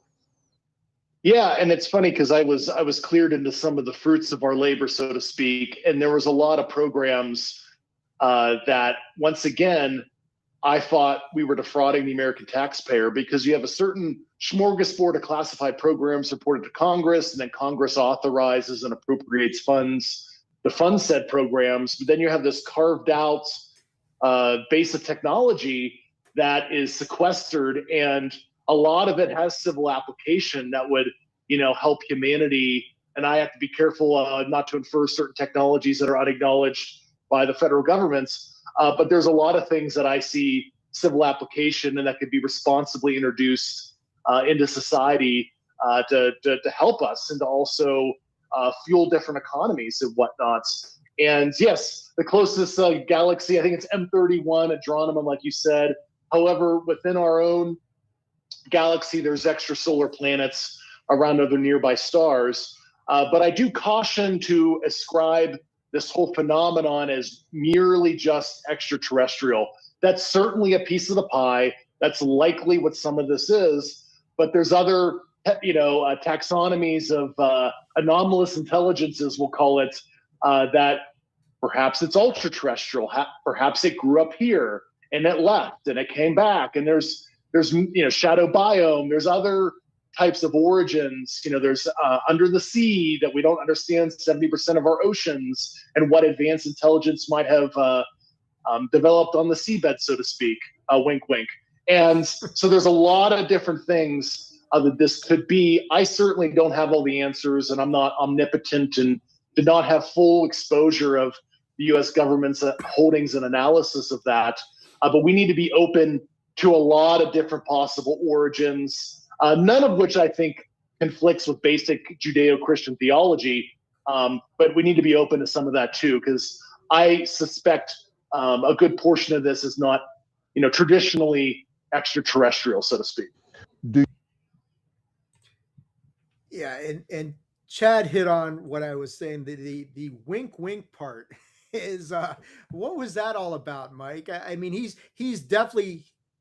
I think most of us would agree that whatever's something going on under the sea, in the oceans, is a big aspect of things, because if you're hiding somewhere, if you are NHI, there's no better place to do it. But It sure seemed like Dave was trying to nudge us in a certain direction there with that that wink wink part of that, right?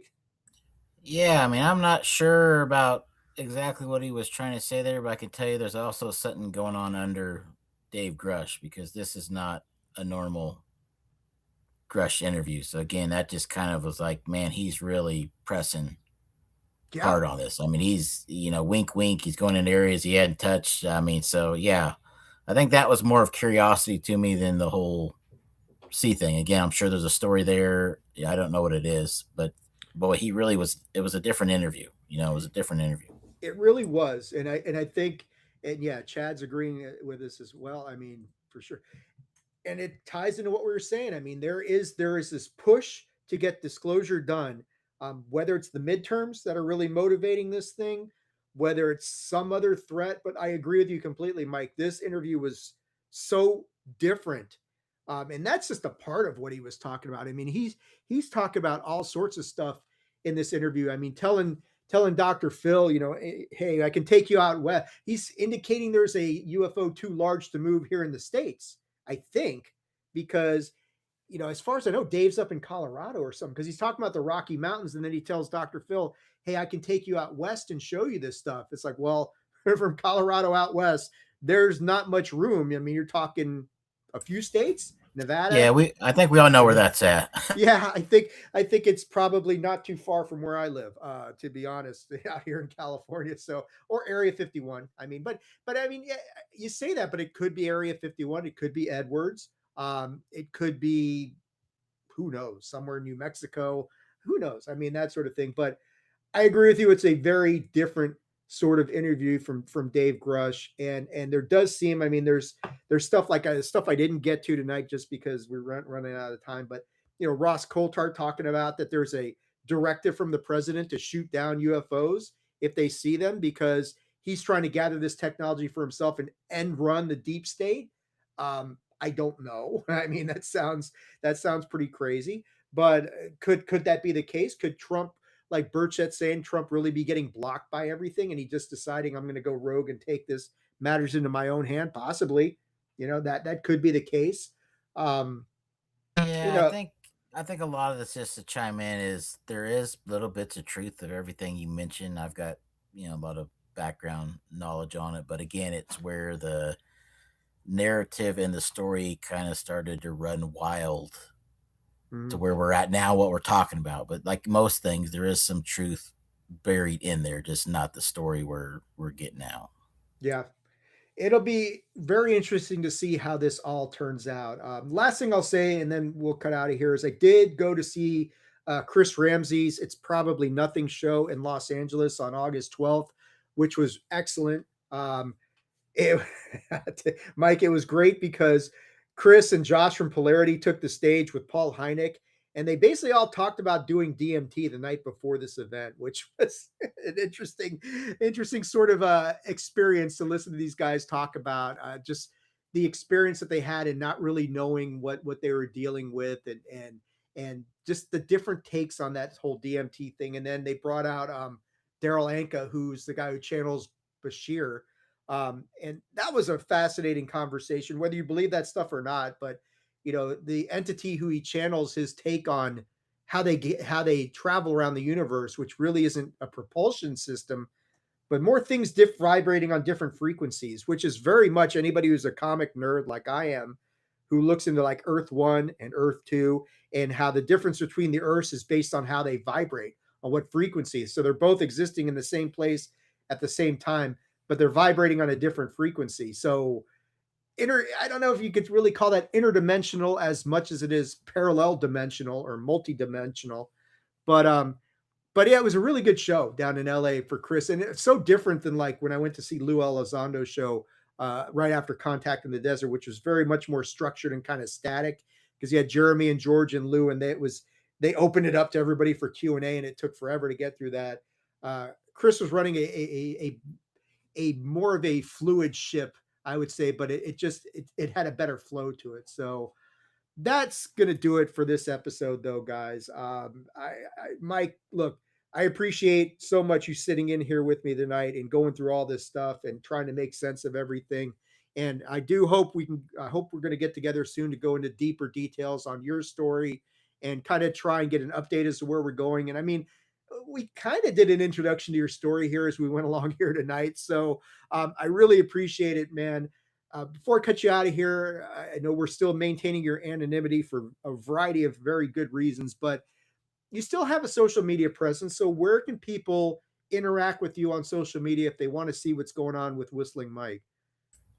Yeah, well, I guess that's the good first update. It's kind of a first and last update. I jumped off of X, we're about 2 months ago. So my thing is, when I went into Arrow, I went in as a business. I think I've made that pretty clear, to people. That's what I was there doing, looking for a deal, and that was the point of it. So at some point in time, you have to get back to business, Right. And that's kind of reached that point now where I think I've talked about everybody that I could talk to and visited. So I still hang around a lot of YouTube because when I'm working, it's a good thing to jump on the AirPods or headphones. And I appreciate you having me because serious conversations like this, even though we have different opinions on some things, are kind of rare in this spot. I've been told by a lot of podcasters, even popular ones, that I don't have an entertainment value.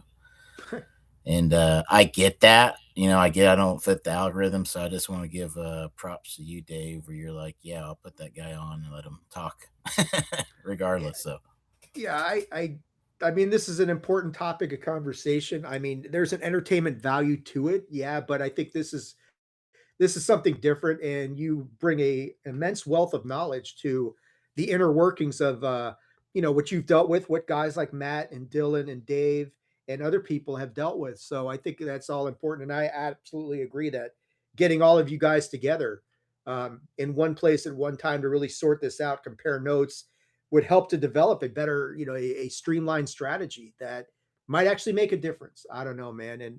And obviously, I used to be on X, but that's not the case anymore. So I'm with you, Mike. I am with you, man. Yeah, So, now we're the non-X guys on here. But yeah, I will just kind of, echo that, which is that, again, I talked to a whistleblower who thought that I was in the skiff with him.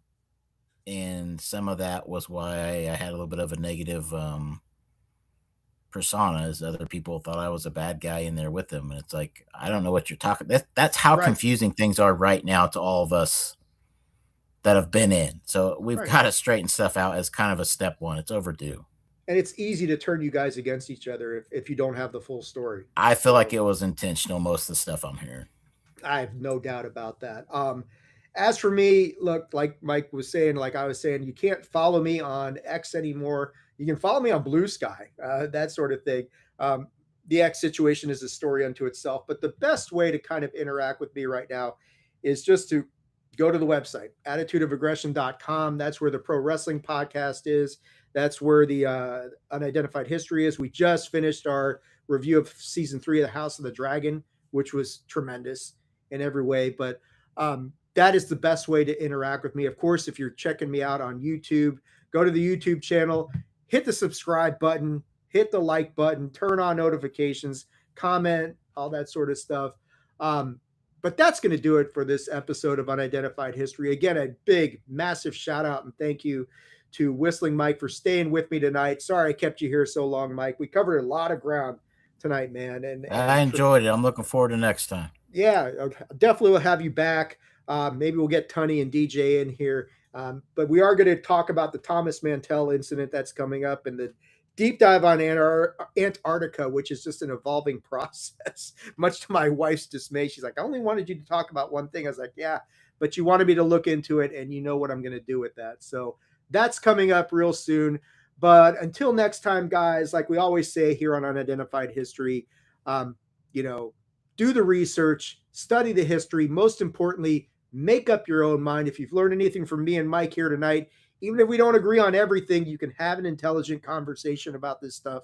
And that's what makes all the difference. But again, thank you, Mike, so much for being here. We will catch you guys next time for more Unidentified History. Until then, everybody, take care of yourself.